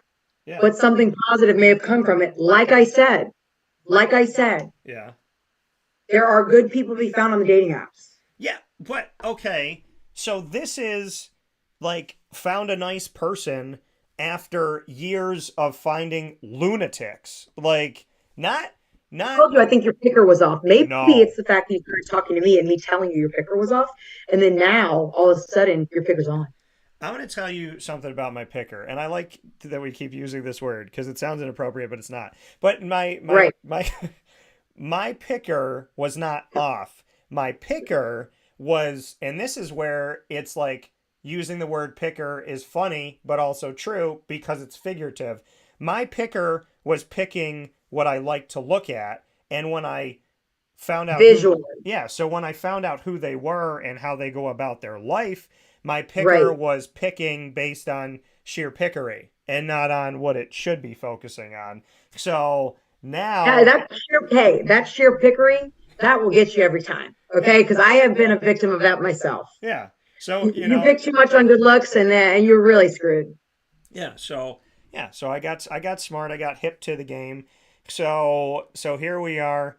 Let's hear more DT dating status. Oh, I'm so happy you guys are happy that we're talking about this right I now. love it. Thank you, people. Keep it coming. Okay, there's been 3 dates, 3 girls, 3 different girls. No, okay. Let me, because right now I'm outing myself, hoping to Jesus that none of them are listening right now. But see, I can tell that you might like one of them because I do feel like you're getting a little nervous about saying too much. Okay. No, I wouldn't. Which I get it. This is what the thing is, okay? The thing is that the dating app may have finally not punched me in the throat, so I don't want to, mess up my situation here. And so we're going to talk about some things. We got a bunch of questions coming in, but to answer your question, we had a nice time. So it led to, just kind of coming over to the house after after a few dates, and just kind of being like, hey, when I come to the house, we'll just kind of hang out and watch some shows. I got invited to her house first. Okay. Thank you. Because, I have to try to envision. I've been married I think I told you this, I've been married, it'll be 10 years in April. So I've been married a long time. And previously, before I got married, I just wasn't a big dater. Like, I had boyfriends, you know what I mean? I just wasn't. And it was before dating apps were so mainstream. Like, Match.com was out there, because I have a friend's mom. I remember her telling us about dates that she was on, but we were young. So it just wasn't a thing. You went to the bar, you met people, that's how you did it, Yeah. So and again, I watch a lot of Dateline. So I always go back to like, oh my God, like they went to your house. Like, what if you had been an axe murderer? Like, these are the first thoughts I have, which tells me that if I was ever single, I would be the shittiest, excuse my French, the worst dater that ever was. Because anybody, if they invited me over, I would just draw it out. Yeah. Like, I would just stall.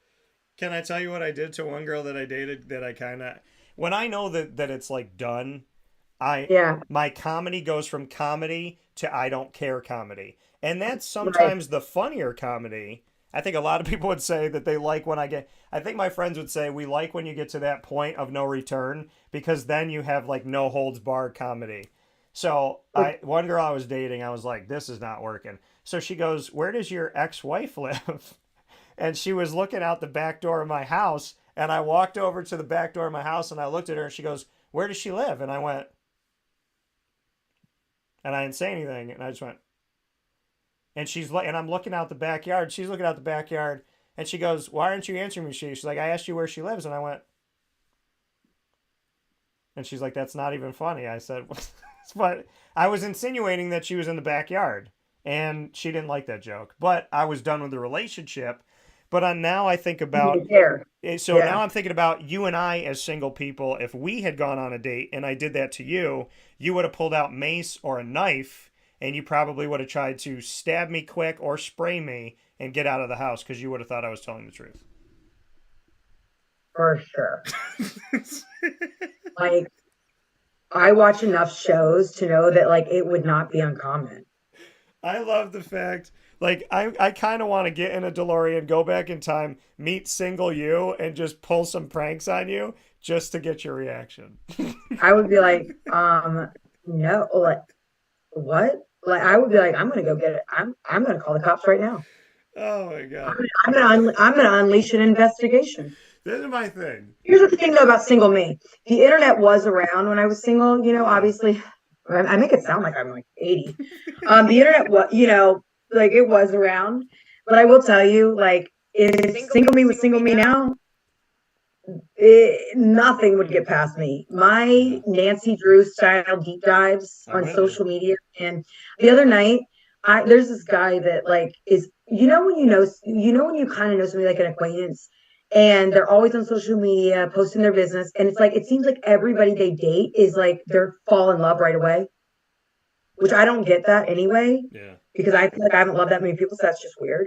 Yeah. But there's this guy that's an acquaintance of us, and I'm telling you, this guy every 3 to 4 weeks is brand new in love with somebody. It's fascinating. So the other night, it was like 9:30. The kids went to bed at a good time. I'm laying in bed, and I go on this deep dive of this girl he's posted, and I have dug all the way to 2013. Okay, that's how deep I went. Then I find her ex-husband, and I deep dive into him. I'm like, somebody give this girl a hobby. This is the thing about women, though. Okay, yeah. y'all. The FBI, for everyone they don't catch, if they just hired some of y'all, they would have caught Osama bin Laden. If they looked for him on Monday, they would have found. If they started Monday at 1:03, they would have found him at 3:17 p.m. Monday afternoon. Let me tell you about the FBI. I should be a special agent. I agree with you. Investigative unit agent. Social media investigative unit. I'm going to tell you something. My ex-wife was so good at it that I'm happy that I wasn't a trifling man.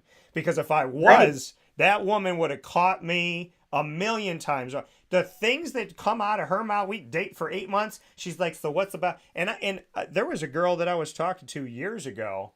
I'm trying to think. and like she had gone back, and I had, I'd usually like delete out, past relationships because I know. I don't we need people. we know you delete phone numbers, all the things. You're the deleter. We know. You told us. Don't be like my ex-friend Evan, who's I going to know. try I know. and I feel bad when I said it out loud because I was like, oh God, I'm going to be in the category of the ex-friends. Yeah, don't be doing that, Andrea. Yeah, okay, sorry. I delete people that are viruses to my locker room. Okay. I actually am impressed by this because I wish I was that way. Like, I wish I was like that, where I could just say, you know what? I don't deserve this in my life. You got to go. Yeah. Unfortunately, I'm not like that. I'm more like, I'll block you for a day and bring you back the next, Yeah. But still, I wish I actually think it's a good trait you have that. So I just want to throw that out there. I'm not the ex-friend. I'm the new friend who welcomes this behavior, hopes to learn from it. No, listen. So the two mics, no filter. We're on Wake Up Call. Andrea Smith, myself, Dan Tortora, here with you answering your questions. We got a lot of your questions that came up. But to before we get to those, just to clarify all of this, yeah, I have not deleted a lot of people. You have to be you have to be borderline not a human being to get deleted from my phone. And it's very hard to do. But once you do it, I guess you're gone forever. I guess congratulations that you're in that group. But no, I've had a nice time and I've met different people, but there's like, and I don't know how much I want to get into this one, but I'll say this. So as I'm on this dating app and I meet different people from the dating app that hopefully don't seem, now I did talk to a couple people. There was one girl on the dating app who told me about 20 times on the phone call. She said, I'm crazy, just so you know, I'm crazy. We're all crazy. Women are crazy. I'm crazy. I said, ma'am, you cannot say the word crazy to me one time for what I've been through. Because I'm like Andrea in that sense. You can't say that to me without all of my antenna going up. You've said it 25 times. I don't want to be on the phone anymore. So there was that. I went on a date with one girl who at the end of the date, I was talking to her about how I used to be a fixer-upper. Like I used to try and fix, people that were broken. And it used to like, people would treat me like crap. I'd try to fix what was going on with them. And by fixing them, I'd almost, kill myself doing it. And so she goes, I was a lot like that. This is the end of the date. She goes, I was a lot like that. I had already checked out of the date. It wasn't fun for me. And I said, you were like what? You were a fixer-upper like me? She goes, no, I was exactly like the last girl you dated. Most people would categorize me as crazy. And I'm like, thank you for telling me that information, but I hope you understand that like seals your fate forever. You just said that you were just like the woman that I dated that took 2 hours to stare at a wall and not move her body. That was the most terrifying thing I've ever seen in my life, arguably. And she said, oh yeah, I was just like her. You what? Like on a first date, do you tell these girls about your ex-wife? No, we talk back and forth about relationships. But then I said, I made a joke about something, and I said, yeah, I dated somebody that, would just like, I made some joke about staring at the wall or whatever. And she goes, I used to do all of those things exactly the same. She's like, I was exactly like her. And I'm like, well, on one hand, I commend her for the honesty. Yeah. Because if I really like somebody, or if I'm feeling like a good vibe with somebody and they tell me something that their ex did, and I know deep down, like, that's a trait I have too, I'm like, like, I'm not going to say anything. Yeah. But if it's something that, like, I think he's exaggerating about, for example, like, I don't have a good example, but I feel like I've been in a conversation like this before and I just can't place it, where somebody says something about a woman and I'm thinking in my head, like, well, I can kind of see it, like, whatever. I might say something a little bit more like, well, was she X or was she this? Or maybe it was because of this, or, I might kind of like make a little soft excuse for the behavior just to kind of feel the guy out. I think if again, like, not like I'm out dating, but this is what I would do, I think, in my head if I was there. But you have to wonder when somebody does that. Are they crazy, or are they just also not feeling the vibe and they're just kind of like, well, who cares? I got nothing to lose because I'm not really vibing with you either. Yeah, I don't know, because I let it go. And then she texted me a few days later and she's like, oh, I'd like to, I'd like to learn more about you, and I'd like to. And then I was like, I'm not really interested. And then she goes, well, I'm not interested either. And I'm like, that's what people say when someone tells them they're not interested. So, but who does that? Who reaches out and says, I want to see you again, and then they say no, and then they say, okay, I'm not interested either. It's like gotcha, psych. I was just kidding. I was like, well, I don't want to go on a date. I just want to buy you food and talk about your life and get to know you. And I was like, nah, I don't need to be interviewed. I'm good. Or I don't need any more friends. And I don't have time to keep up with my own friends. And she actually texted me, I know your stance on being friends with straight women. And it's not. Did she listen to the show? What'd you say? Did she listen to the show when we talked about that? You don't think they could be friends? I talked to her about it because, and she proved my point. She proved my point. Okay. Now you and I have a good bond, right? And I hope we have different opinions. What'd you say? We have differing opinions on this. We have differing opinions on this, but you're like the exception to my rule because we have a good bond. Also, I want to know if Josh bought you a protein bar and put a Post-it note on it that said for tomorrow. I just want to know if he did that. So I'm shouting you out, Josh. I'm trying to help you, my brother. So he did bring me a protein bar though over the weekend when we had the party. He did bring me a bar, and I was very pleased. That made up for the nap he took while I was getting the party ready that I almost kicked him out for. Okay. So what was I saying? No, how do I go about all this? She proved my point because I said to her, I said, if you are friend, okay, this is like the reality to it. I said, if you have slept with somebody, dated somebody, kissed somebody, or if they wanted to date you, wanted to sleep with you, met you on a dating app, so obviously they met you in a place where they're interested in dating you, not being your friend. If any of those things are in play, right? A man who wants to sleep with you or who has slept with you is never going to be your friend, in my opinion.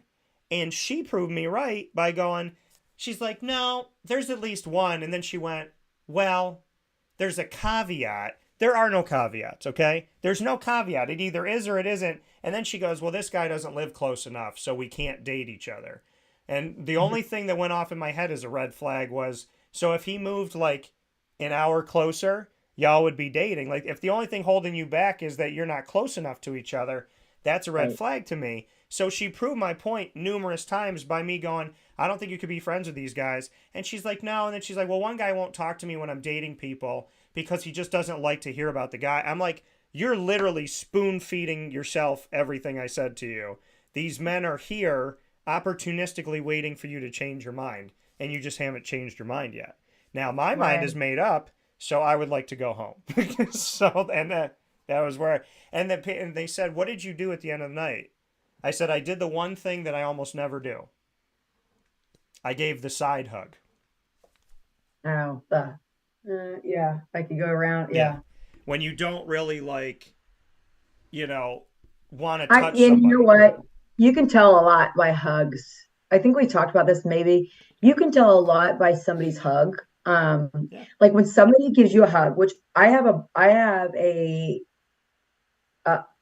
somebody I've worked with for a long time that he is the worst hugger in the world. It's like a going joke. Like he's a huge guy, and he goes to reach around to give everybody a hug, and you're excited to see each other. You haven't seen each other in a long time, and the hug is so ingenuine. It's like they reach around, right, but like side, and then there's like a little pat on the back, pat. And I'm like, yeah, what is this? Do you not want to, if you don't want to hug me, let's shake hands. Like, let's just not hug, But then it's like, when I hug people, if I'm going to give you a hug, like, I want to hug you. I'm happy to see you. I'm excited. I don't love somebody who just holds the hug for like 5 minutes. Like, that's weird too. That's going to be weird. But there's like a middle ground hug, like where you really push yourself into it and then you get out of the hug. You get what I'm saying? I like that Two Mics No Filter today has become the description of the hug. That there's the too long hug. I'm telling you. And for listeners, seriously, can't you tell when somebody wants to hug you and when they don't? Like, it is super weird when you go to hug somebody and you're excited to see them, but they give you like a pat. It's like, I don't want a pat. I want a hug. I want to feel like you're happy I'm happy. Are you happy? This is the thing I do with the hug. I hug and I hold on and then I wait for them to But not too long. No, I wait for them to release. Like I release before they release. So like I let go and see if they keep holding because I kind of like I want to gauge where they're at. Because some people hug you to feel you up, right? They give you a little you know? Yeah, like the commitment. Like what's your commitment to the hug? Yeah, I'm like that too. I go in for the big hug, but then I pull away a little. But then you have the people that are holders. So then you kind of got to like, you back away like a centimeter, and then you like go back in for the centimeter because they're not ready to let go. So you're giving the whole hug. But you got to kind of wonder, I would like to do a show that follows us around hugging people and that sees our eyes. So like someone's hugging us. We should do free hugs. We should do a free hug. Yeah, but we should do a free hug thing. And like do the thing where we hug and then like the camera zooms in and over the eyes we're like like wait and see. Let go. Well, like let the camera zoom in on them too to see what they're doing. Yeah, where they're just like do they want to hug us? Yeah.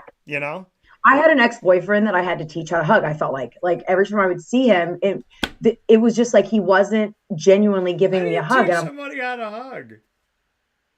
Well, obviously, I just gave you all these examples of hugs. Okay, Clearly, I know my hug game is strong. Okay, can we talk about how I had to teach some women how to kiss right that were grown women? Do you know that my husband says that to me? My husband says he has to teach me how to kiss. I'm like, to be honest with you, I've never heard this in my life from anybody. Yeah. So like nobody I've ever dated has ever said this. So maybe it's you. I'm gonna throw this out there. I called this girl the Quasimodo kiss.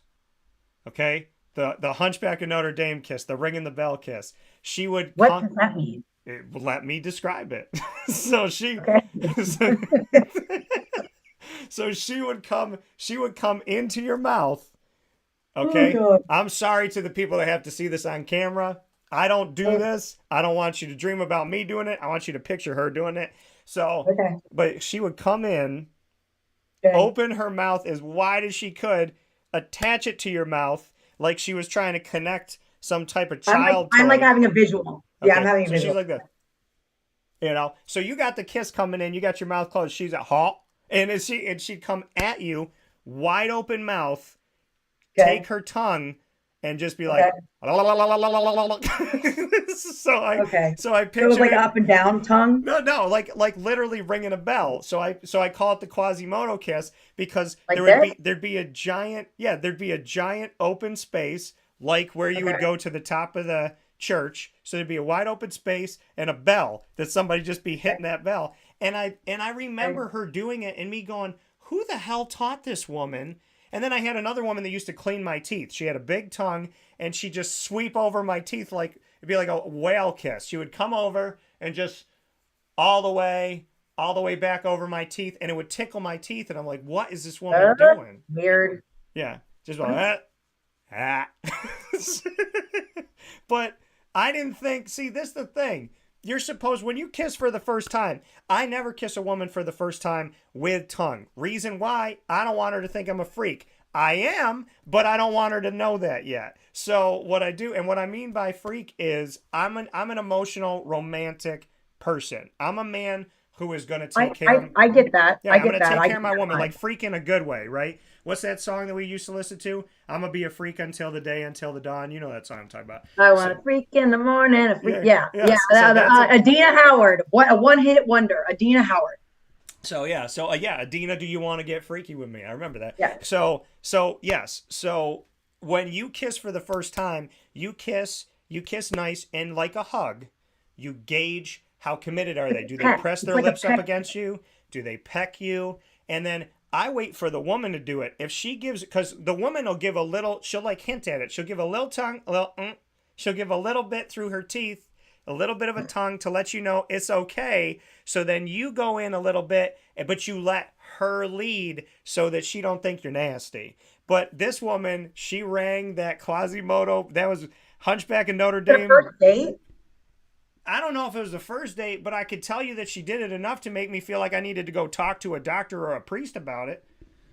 I'm telling you right now, and I've said this before, and like, I'm not a prude, so like, it's not that at all, but I'm telling you, I am just, if I was in the single circuit going on like dates and stuff, I am telling you 100%, I would never want somebody to kiss me on the first date. I would never be so into somebody.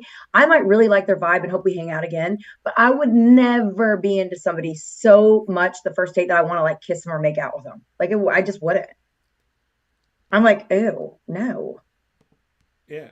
And unfortunately, if you're dating girls that are like me, they might get a little thrown off by the kisser. Yeah, I mean, this is the thing. Like, I'm different now. Like, in the past, I was thinking, like, you know, I got to find love. I got to get after it. So I got to kiss on the first date. I got to know. Now I'm so different.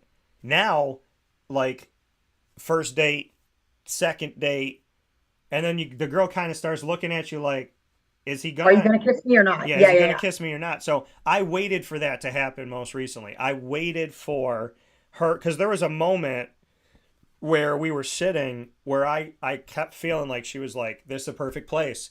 It's outside in nature. It's romantic. There's like nobody around. Kiss me. Do it. What are you doing? And then we were walking and I felt like she's like, okay, what is this guy doing? And I just, and I waited.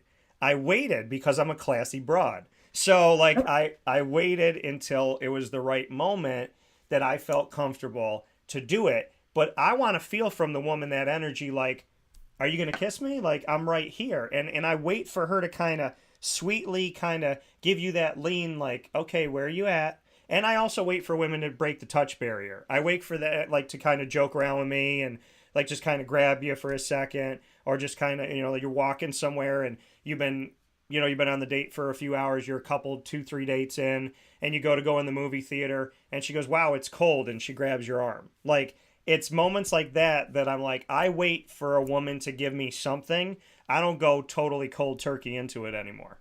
So. Yeah, I dated like I dated a guy for a long time, like many years ago. That was kind of like that, where it was almost like it was almost like I was like at like when are you going to make a move? Like that was kind of like what's going on, because I just had never been with somebody that was. And I don't respectful is a good word for it, but like also a little bit shy, unsure maybe of how I was feeling. So he was not sure, like whatever. Like I remember being kind of like, okay, is he going to make a move? Is he that into me? Like whatever. Yeah. No. So I actually think that's kind of good, because when the woman chooses that's what she wants you to do, it's like it's a shoo-in for you at that point. It's like, all right, this is definitely gonna happen. I wait for her. Okay, there's no prude about me. There's no I'm scared. I wait for a woman to give me okay. Like, this is how I look at I look at it like this.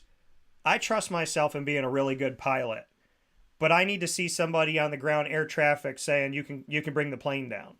So once you put those up, if I want to do it, I'm there. If I don't want to do it, side hug. What's up?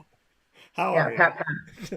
So we got to get to some of the questions that came in, and we got to get me off from talking about my. I can't believe people don't have more questions about side hugs. Oh, there's a lot of things. There's a ton of things that have come in. So this was proposed by somebody out here. What's our opinion on the Netflix series? You kind of alluded to this in a way. The Netflix series Married at First Sight. So let me preface this with I'm not a 90 Day Fiance fan. I don't watch those types of shows, probably because I'm too busy watching serial killers on Dateline. You know what I mean? It's like hard. How do I balance it all? And Housewives. It's like, how do I balance it's all my funny, TV? 90 Day Fiancés, I think a lot of them become serial killers. So you don't see them in their first season, but you see them in their second season, which is Dateline. I think Married at First Sight is freaking weird. Yeah. I think Married at 75th Sight can be freaking weird. So. Yeah. No, I mean, I would agree that you can't do that. I mean, I have made really stupid decisions based on an impulse. So. Have you seen Naked and Afraid? Like where they're out in the woods naked? Like who signs up for those shows? People who want to become famous. I mean, that's all that is. If you watched 90 Day Fiancé, all I want you to do today, this is what I want you to do today. Take your investigative reporting, do me a favor today, go on YouTube and look up, what was his name? Is it the one guy with the neck? Yeah, the guy that has no neck. that has the guy that he's on all the memes on like social media. I've seen that. Okay, so look up the guy with the no neck. That man is ruthless. Like the things that he says, I'm like, he's gonna get himself punched in the face by these women. But yeah, that show's nuts. I will say. Okay, I'll watch it today. One of the girls on the show that I considered to be very beautiful, she posted something one time and I responded to it like just a nice comment, and she actually responded and she was nice. So I was like, well, I'll give her that credit that she's still got some humble to her, even though she was on the show. I think it's the same with like people going on the show The Bachelor. It's like mostly these people want to be famous, yes. Like especially now that okay, you look back in time, you guys, and I don't know like the average age of our listeners, but I would assume they're probably around our age. So think back to when The Real World and the Road Rules show started on MTV, right? Yeah. And back in the very beginning, the first 3 to 5 seasons, like these were young adults, kids trying to get on the show just for fun, right? The implications of what was happening with social media was just starting to work, the Bravo wasn't happening yet, all that stuff. Those people really wanted to be 7 strangers picked to live in a house. Yeah, and I can tell you, at 13 years old, I wanted to be a 7th stranger picked to live in a house. Like in my journalism class in high school, in college, I remember I never sent it off, but I remember my project was like when you get to choose your project, mine was to make a reality tape, like interview. Yeah. You know what I mean? So it's like, yeah, but it's gotten so out of hand, with all of these shows. It's like, can all these people really want to be famous? Because, or are they all, A, they want to be famous, and B, everybody's so desperate for love that they think they're going to share a man for 3 weeks? No. Yeah. Well, my thing is, who would want to be on that show? My thing is, and that's what I say about The Bachelor all the time. Why would anybody in their right mind want to be on The Bachelor and sleep with him on national TV? I'm not gonna. Well, my thing is too is like I'm not gonna be hanging out with some girl who's tonguing down the other dudes that are living in the house with me. Like I wouldn't deal with.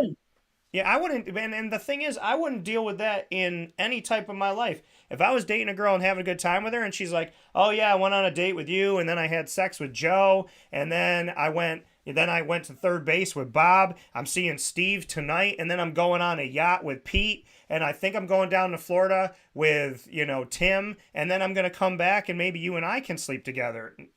Nope. Maybe we'll get a date card. We'll get to go out again. Who knows? Yeah, I was like, what is this, like Pinkberry? I mean, is this what we're doing now? So I'd be like, no, I'm out. I'm good. We don't need to do any of this. So well, and the anxiety of it all, like, so the stakes are high. They want to win the show. They're trying, there's that whole feeling of like, I want to fight for something, so that's intensifying it.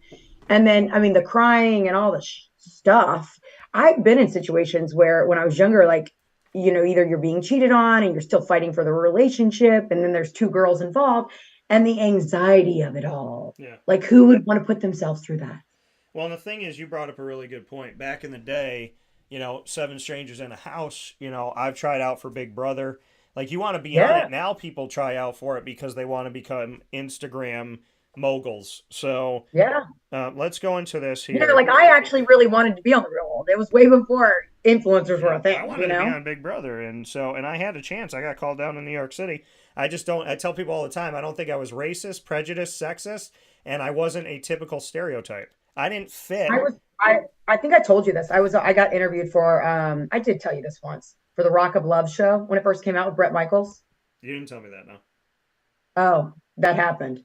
I interviewed for it, and it's funny, they came, this is years ago, and listen, don't pass judgment, people. Okay, what I'm about to say, don't pass judgment. I always have worked for big brands and national brands, and I worked at Hooters. And I was a very exclusive Hooters girl, I just want to say, because I worked the bar and they didn't have a full bar. Yeah. So they hired like all the people who were bartenders at clubs and or whatever. Yeah. They hired like the 4 of us that were the bartenders at the one nightclub in town to come run the bar, because it was the first time they were launching a real bar. Long story short, Rock of Love people come in, they come to interview us or whatever. And it's funny, thank God I did not get on that show, because this is before it came out and I did not know what it was. I did not know. I mean, I don't think I knew who Bret Michaels was. But when that show came out and it was all like strippers and this wild Rocky girls, I was like a goody girl. Like I would have been kicked off the first night. Yeah. Yeah. No, I get it. And like I said, I mean, when I saw the cast that they picked for Big Brother, and no knock to the producers and whatever, I mean, they did what they wanted to do at the time. And it's, I wouldn't be against going on the show at all. So I don't want to knock the show. Yeah. I do like the show. I just felt like seeing the people that they chose, I just didn't fit a stereotype. I'm athletic, but I consider myself smart. So it was like, well, he's not dumb. He's not unathletic. He's not racist. He's not fake. He doesn't have like crazy polarizing, like extreme views of things that are ridiculous. And he doesn't believe to make him the villain. Right. Yeah. So it's like, I didn't really fit. I was the guy that was going to come into the house and try to get along with everybody. Nice. And obviously some people wouldn't get along with me, but I think I'd get really far with things that I think that I'm capable of doing. I had a question come in from my big brother, so I want to ask this. So this is from Joe. This is from Joey. How would So Andrew says hello. So how would an average Joe like me, I guess pun intended, Joe. So how would an average Joe like me go about meeting a famous woman and possibly date her? I think it would make a great story. Example, famous musician Lindsey Sterling gives a local small town guy a shot. She's tired of all the fake people around her and wants to meet someone real. I don't know, just a thought.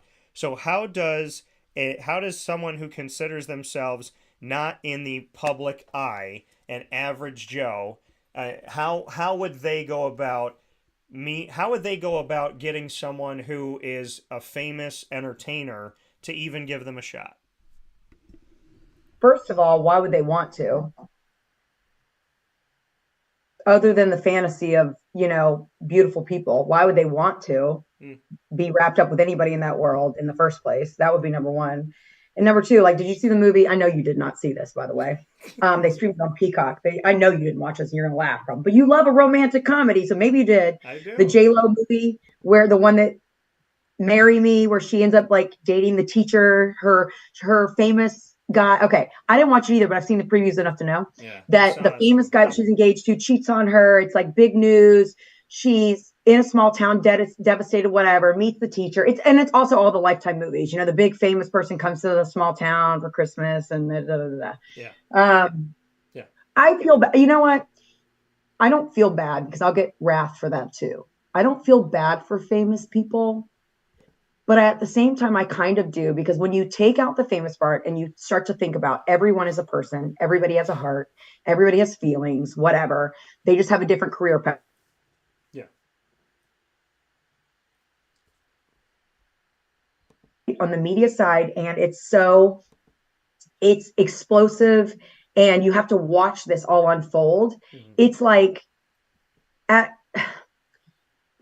can you imagine? I've gone through shitty breakups and bad breakups. Can you imagine going through a relationship with somebody like that and it being in the media and seeing it all play out over and over? It's bad enough getting your heart broken, not being a famous person. Yeah. But I really could not imagine being that. And I also think too, from a famous person's standpoint, like actors, they're in movies, right? And they're constantly doing love scenes with other people because that's their role. That's the role they have to play. Think about when you've gotten hot and heavy with somebody. It's hard to not develop some sort of sexual chemistry and some sort of like feeling for somebody if you're in that moment. Yeah. So I see how easily it could be for couples to stray when they're working on set, other country, other state, whatever. Like, you know what I mean? So I can understand that a famous person is like, you know what? I don't want to be in the public eye anymore. Everyone's got egos. They're narcissists. They're all these things. Yeah. I don't want to be with somebody like that. I want to be with somebody who's just going to love me. Because in the end, isn't that what everybody really wants? It's just somebody to love them, whether they're famous or not. Yeah. So how do you go about it? You got to be in the same place at the same time. So I would say move to their hometown near their parents. And when they come home for Christmas, study your Lifetime movies and be ready. Wear your plaid shirt and look like a Bob the Builder, Joe the Builder, and be ready to sweep them off their feet with flowers as a sweet little country guy. You just described a really nice way of stalking somebody. So congratulations for that. But Gotta be ready. it's true. Hey, you got to shoot your shot. It's my favorite. That's my Yeah, favorite you got to saying. shoot your shot and not get arrested. But here's What's a nice little flower and dressing like Joe the Builder gonna do? That's not stalking. okay. I would not move to their hometown. I would stay in a hotel, and I wouldn't even do that. Dan didn't 'cause ask that's the creepy. question. That's Joe creepy. did. Dan didn't ask the question. Joe did. I know. I'm telling you. Listen. I wanted to date Mandy Moore growing up. I didn't know how to make that happen. But here's my She's thing. a very sweet girl. Yeah, but here's my thing. This is Okay. how I look at it. Okay, in the world that you and I live in, we're considered entertainers. We are. Right. And in being considered that, as I grow and some aspirations, aspirations I have and things I want to do, wherever that would take me, I would think that someone who's considered famous, which I don't need that. I want to reach as many people as I can because I want to spread love and positivity and make people laugh. I don't need people to be like, oh my God, you're famous. That's not what I'm looking for. When I would say, let's say right now, you and I are out there, we're famous, we're on red carpets all the time, right? Let's say people know you, they know me, and you and I are talking, we're on the phone one day and we're like, and let's say we're both single and we talk on the phone, and we go, you know what? I say, Andrea, I just want to date somebody who isn't a part of this world. So I think from the famous person's perspective, if you and I were in it right now and we're at the Emmy Awards and we're on the red carpet, I would walk up to you and go, I just want somebody that's not all about this fake BS. I would want somebody who's going to love me for me. So as crazy as people think it sounds of Mandy Moore would never fall in love with me or Brad Pitt would never fall in love, whatever it may be. It's like, why wouldn't they? Because if I was in Brad Pitt's shoes, I wouldn't want to date Jennifer Aniston. I wouldn't want to date Courtney Cox. I would want to date somebody that is going to love me and love me. I don't want to date someone who I'm thinking, well, their album sales have dropped and their publicist might have said to date me for 2 months so that they can sell some more records. And then we mysteriously broke up after they went platinum. I don't want somebody with an agenda. So with all due respect, we think it's impossible to not be the famous person and date the famous person. But in reality, I think the famous person, if they're smart, would not want to date somebody within that world. I would think. Well, and you do see like actors and things like that have had these long-term marriages, and you typically don't even know it's what like the person looks like because they don't put it. No. Well, what was the guy? He's older now, but he was one of the original James Bonds. Now, in his defense, it's an older. I can't remember his name. Gotta be No, Pierce he's Brosnan? British.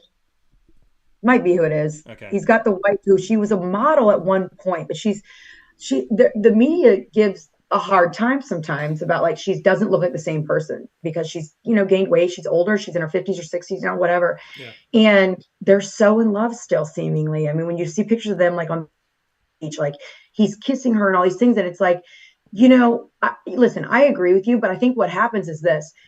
That's all they're around. Famous people are only around famous people or their staff or whatever. So they're only around people that want things from them at all times. Yeah. And again, if you're not Joe the Builder moving to their hometown to be the nice guy, it's like, how are you ever going to meet them? Yeah. They're not going to be looking for you. Yeah. Yeah. And moving to their hometown doesn't seem so weird anymore. No, I mean, listen, what I'm saying is, I agree that if I was sitting here, quote unquote famous, that I wouldn't want to date somebody in that world. I want to date somebody who's genuine.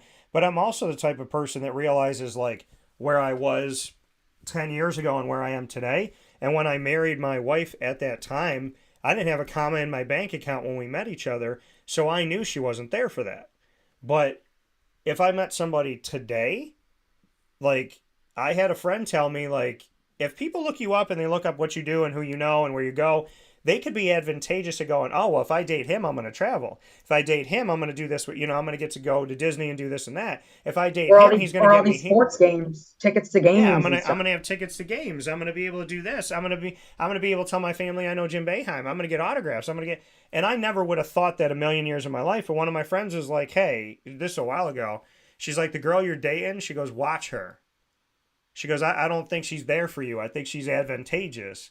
And I don't necessarily know if she was wrong. We didn't date long enough for me to whatever, but you know, it's strange to think that people would want to gain something from something, right? You travel a lot, I travel a lot. So, you know, I work with a lot of celebrities and athletes too. I mean, you know, when it comes down to like big name athletes, I mean, you should see my office. I've got pictures galore with Kobe, with LeBron, like all these athletes that I've worked with over the years on the brands that I've worked with. It's, I mean, same thing. But you know what? I will say this about actors on actors, singers on singers, whatever. I think that some of the reason that they do end up together with their kind, per se, is, you know, I do think like referring back to your ex-wife, she did not understand the workload. And like you've said before, like she didn't understand. But imagine somebody in the industry would. Yeah. Oh, yeah. And they're also grinding to get to that next level or whatever. So it's like they would understand. So it's like, then you look at it that way. It's like, okay, well, another actor is going to understand that this actor has to do this sex scene because of, you know, his role in blah, blah, blah. Another actor is going to understand that because they've been in the same position. Whereas somebody who's not in the industry might have a lot more reserves about that kind of stuff. So I can see why, you know, people in industries end up together, even though it becomes very toxic because of media and all those things where, like, if you weren't in that, you may not be getting that media attention.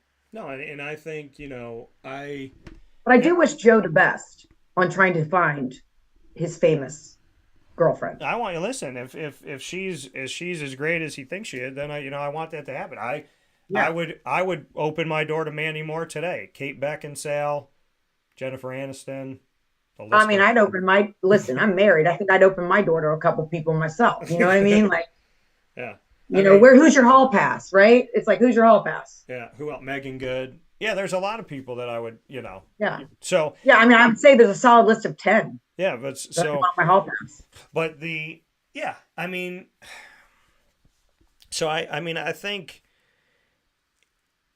it's not out of the ordinary, but it's funny because my mom, going off of what you said, my mom has said this to me. She goes, you need to date a coach or a media person or like somebody who like gets, like you need to date someone who like travels. She gets it. She loves sports. You don't have to make her go to the game. You don't have to get her to get her. Because I think one of the sexiest times that a woman can look is when you go to a game, like you go to a baseball game, and she puts on the hat, pulls the ponytail out the back of the hat, and she's gorgeous still. And you can only date you if you're a hustler. You can only date a hustler. No, and I know that. And when I'm married, I married sedentary. You married a leech. And I'm hustling. So I was like, either you hustle or we can't be together because I'm not going to be sedentary. So you know, like, I mean, you gotta be with somebody on your level. You also gotta be with somebody who gets it. They get you. We had a ton of things come in. We do have to wrap up for today, so there's going to be a lot of things that we're going to have for next time. But I do want to get to some of these. Okay. So we have, let's see here. Greg said, good point, Andrea. Mutual understanding and knowing the life demands has to be a huge factor. And then we had, Joe said, thanks for the advice, Andrea. That's my whole point. And then we had, what else do we hear? I'm gonna have to pick a couple of these because we only have like a minute or two. So, okay, some of these are really funny and just stuff that people said along the way of our conversation. So, okay, I'm gonna ask these two. They want to know what the questions were for Rock of Love. What were the interview questions? Oh my God, you guys, this was so long ago. I can't even remember. I remember so they held them at like this hotel, which I should have thought that was shady in the first place. Yeah. Like 20, 21 years old, like going to some random hotel with a casting agent. I should have been like, what? Yeah. But I didn't. I honestly can't remember, you guys. It was like at least 15 years ago. I have no idea. I can't even recall. But I remember being there. I remember the casting agents. I'm still in touch with one of the casting agents, which is weird. We're still friends on Facebook and things like that, which is super weird. Yeah. But he used to work for MTV. I don't know who he's casting for now, but I can tell you this. They have not, though I've been friends with this person, acquaintances on Facebook ever since, he has never once asked me to interview for another show. So whatever it was, I must not have been so intriguing. I don't think Sorry. I don't think that's true. I think he's looking at it going, well, she's not single, so she can't be on the next show that we're trying to plan.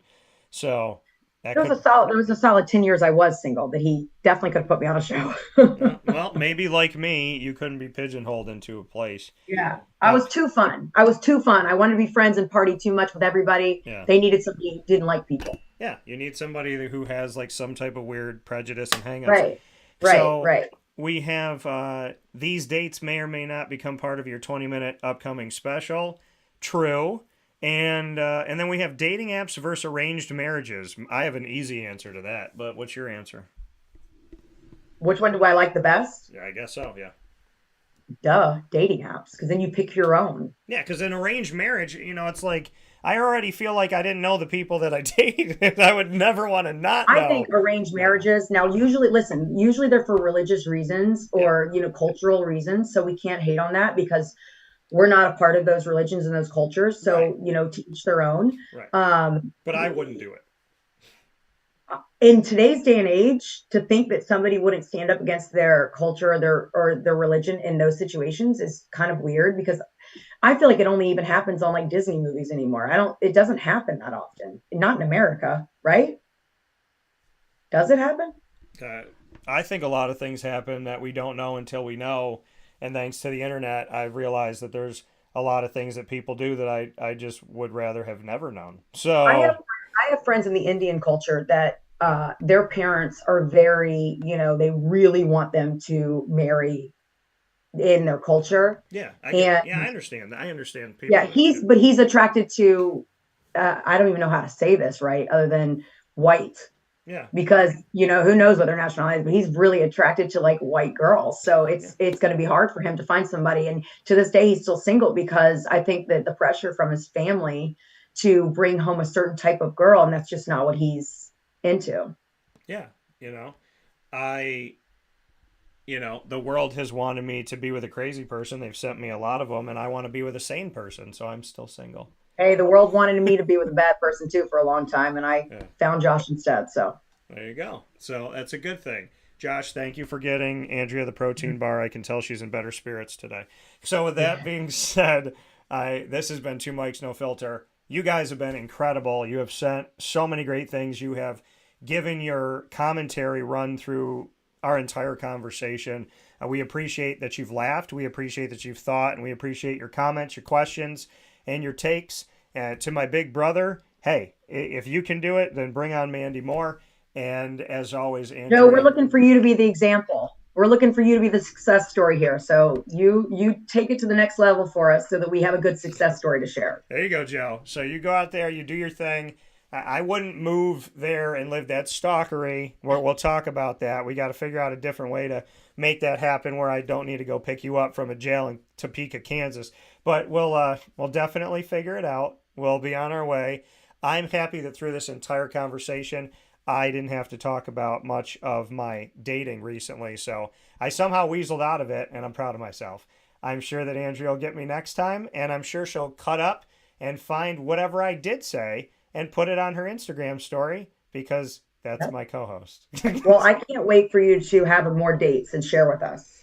Yeah, we'll see. So we'll see what's going to happen. There's some stuff I didn't get into that I am excited about. So we'll see. We'll see. It's funny, but maybe finally it can be my time. With that being said, Two Mics, No Filter, Andrea Smith, myself, Dan Tortora. We appreciate you being here. And you can find us on all of your podcasting platforms. You can check it all out. Search Two Mics No Filter. You go to any one of these. I'm going to put them up on the screen really quick here. You can go Amazon Music, Audible, iHeartRadio, iTunes and Apple Podcasts, MixLR, Player FM, Podbean, Podvine, Spotify, Stitcher, TuneIn, and YouTube.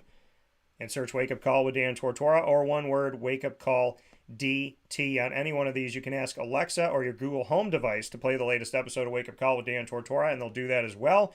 Two Mics, No Filter, here exclusively on Wake Up Call with the co-host that I never knew how much I needed, but I'm happy that I have now. Andrea, thank you so much as always. Thanks, guys. We'll talk to you soon. So with that being said, and we want to thank Andrea again for being a part of the show and bringing it here today. and going easy on me, I think, in dating a little bit. So we'll see what comes from this as we go. But we thank you all for being a part of this. We're going to take our final step aside. I'll be back right after this fast break where sports meets life on Wake Up Call with Dan Tortora as we wrap up today's broadcast inside of the Cafe Kubal studios.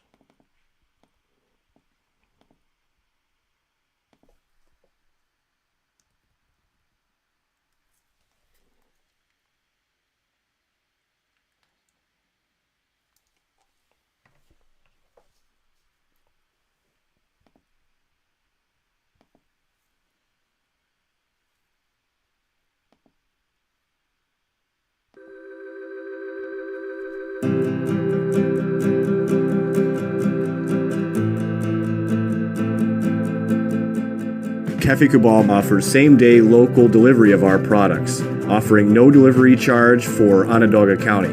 Shop cafekubal.com for fresh roasted coffee beans, cold brew, travel mugs, and all your essential Cafe Kubal needs. Cafe Kubal, coffee for the soul.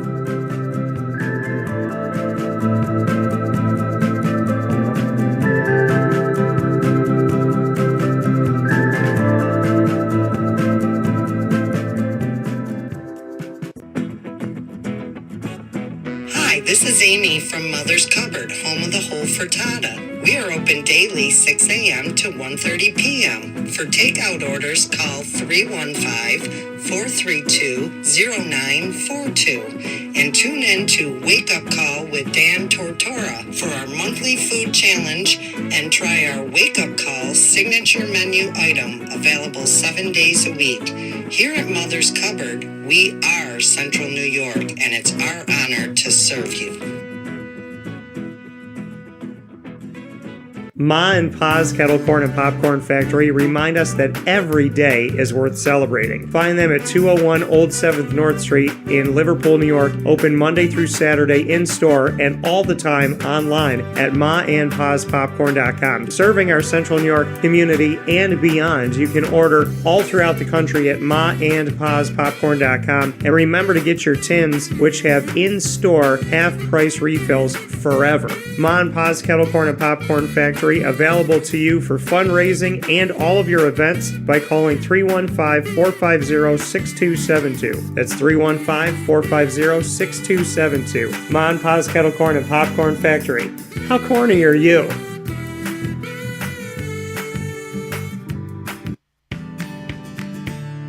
Witty Wicks Candles and Gift Shop, Township 5 Camillus, where you will find handcrafted all-natural soy wax candles over 60 cents to freshen up your home.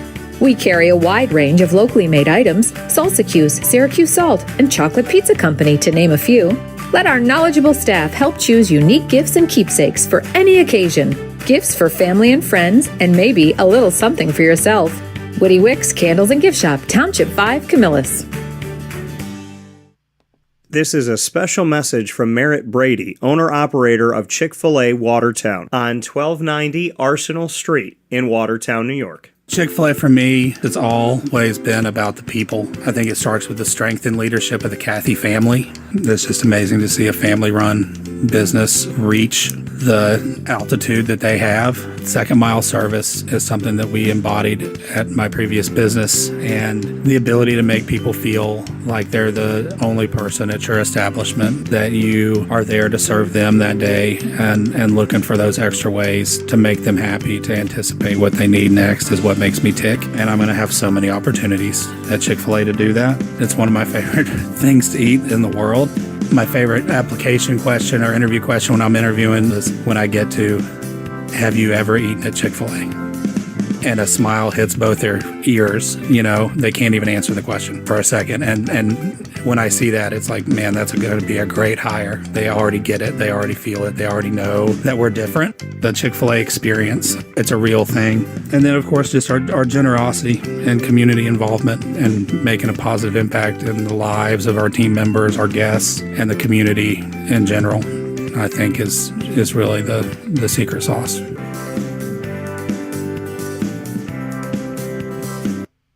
Welcome back here to Wake Up Call with Dan Tortora inside of the Cafe Kubal studios, hanging out with you where sports truly meets that thing called life. We appreciate you being here.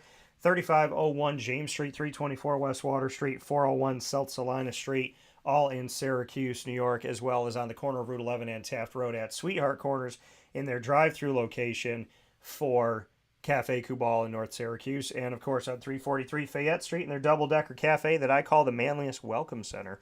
343 Fayette Street in Manlius. You could find them there as well, and on cafekubal.com. I want to thank Matt Goddard and the entire team for the incredible new menu that you can find at all of their locations today. And like I said, Lily and I went out there yesterday, got my favorite upstate grinder in the return of the sandwich, and it is incredible. So happy to get it. I already want another one today. Thank you so much for tuning in Monday through Friday from 9 a.m. to 11 a.m. Eastern Time. YouTube.com, Facebook.com, and MixLR.com, all / WakeUpCallDT. WakeUpCallDT.com's homepage, and on Facebook.com / LiveNowDT. Once the shows go live, find us in the archive where Two Mics No Filter and so many interviews and conversations are. Amazon Music, Audible, iHeartRadio, iTunes and Apple Podcasts, MixLR, Player FM, Podbean, Podvine, Spotify, Stitcher, TuneIn, and YouTube. Search Wake Up Call with Dan Tortora, or one word, Wake Up Call DT. A big thanks to our incredible partners in the community: Cafe Kubal, Carvel DeWitt, the Wildcat Sports Pub, Witty Wicks, PB&J's Lunchbox, Avicoli's, Mon Pa's Kettle Corn and Popcorn Factory, Canine Camp Dog Daycare, Chick-fil-A Cicero, and Chick-fil-A Clay, Honda City, which is now Great Lakes Honda City, Mother's Cupboard, 317 at Montgomery. The name of the location is the name of the restaurant, 317 Montgomery Street in downtown Syracuse. Head there today for Syracuse Dining Weeks. Love what's going on there. We're going to be shooting a new Downtown with Dan to talk all about it. Can't wait to taste, test, and share those meals with you. Canine Campground Dog Boarding, Chick-fil-A Watertown, and we are proud to be the exclusive multimedia marketing partner of your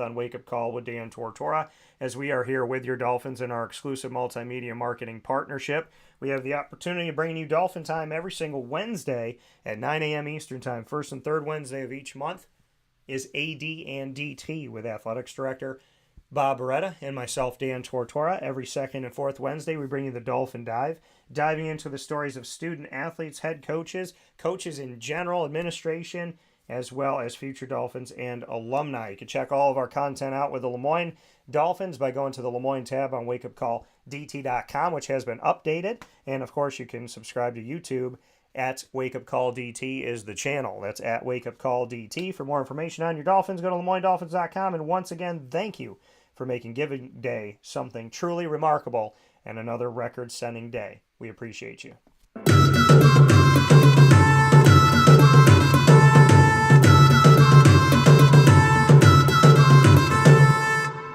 The Bryan and Stratton College of Bobcats here in Syracuse, our exclusive multimedia marketing partners with Wake Up Call with Dan Tortora. We appreciate the Bobcats so very much. We get to tell the stories of student athletes and coaches all throughout the year and every single month. You can check out all of our Bobcat Buzz specials by going to the library on the BSC Syracuse tab on WakeUpCallDT.com and by subscribing to our YouTube channel at WakeUpCallDT. Once you subscribe, you can click on search the channel and type in Bobcat Buzz, and all of our specials will come up. So many great historical moments have happened on Wake Up Call in just a year's time of working with the Bryan and Stratton Bobcats of Syracuse, and so much more to come in our Bobcat Buzz. For more information on your Bobcats, go to syracuse.bscbobcats.com.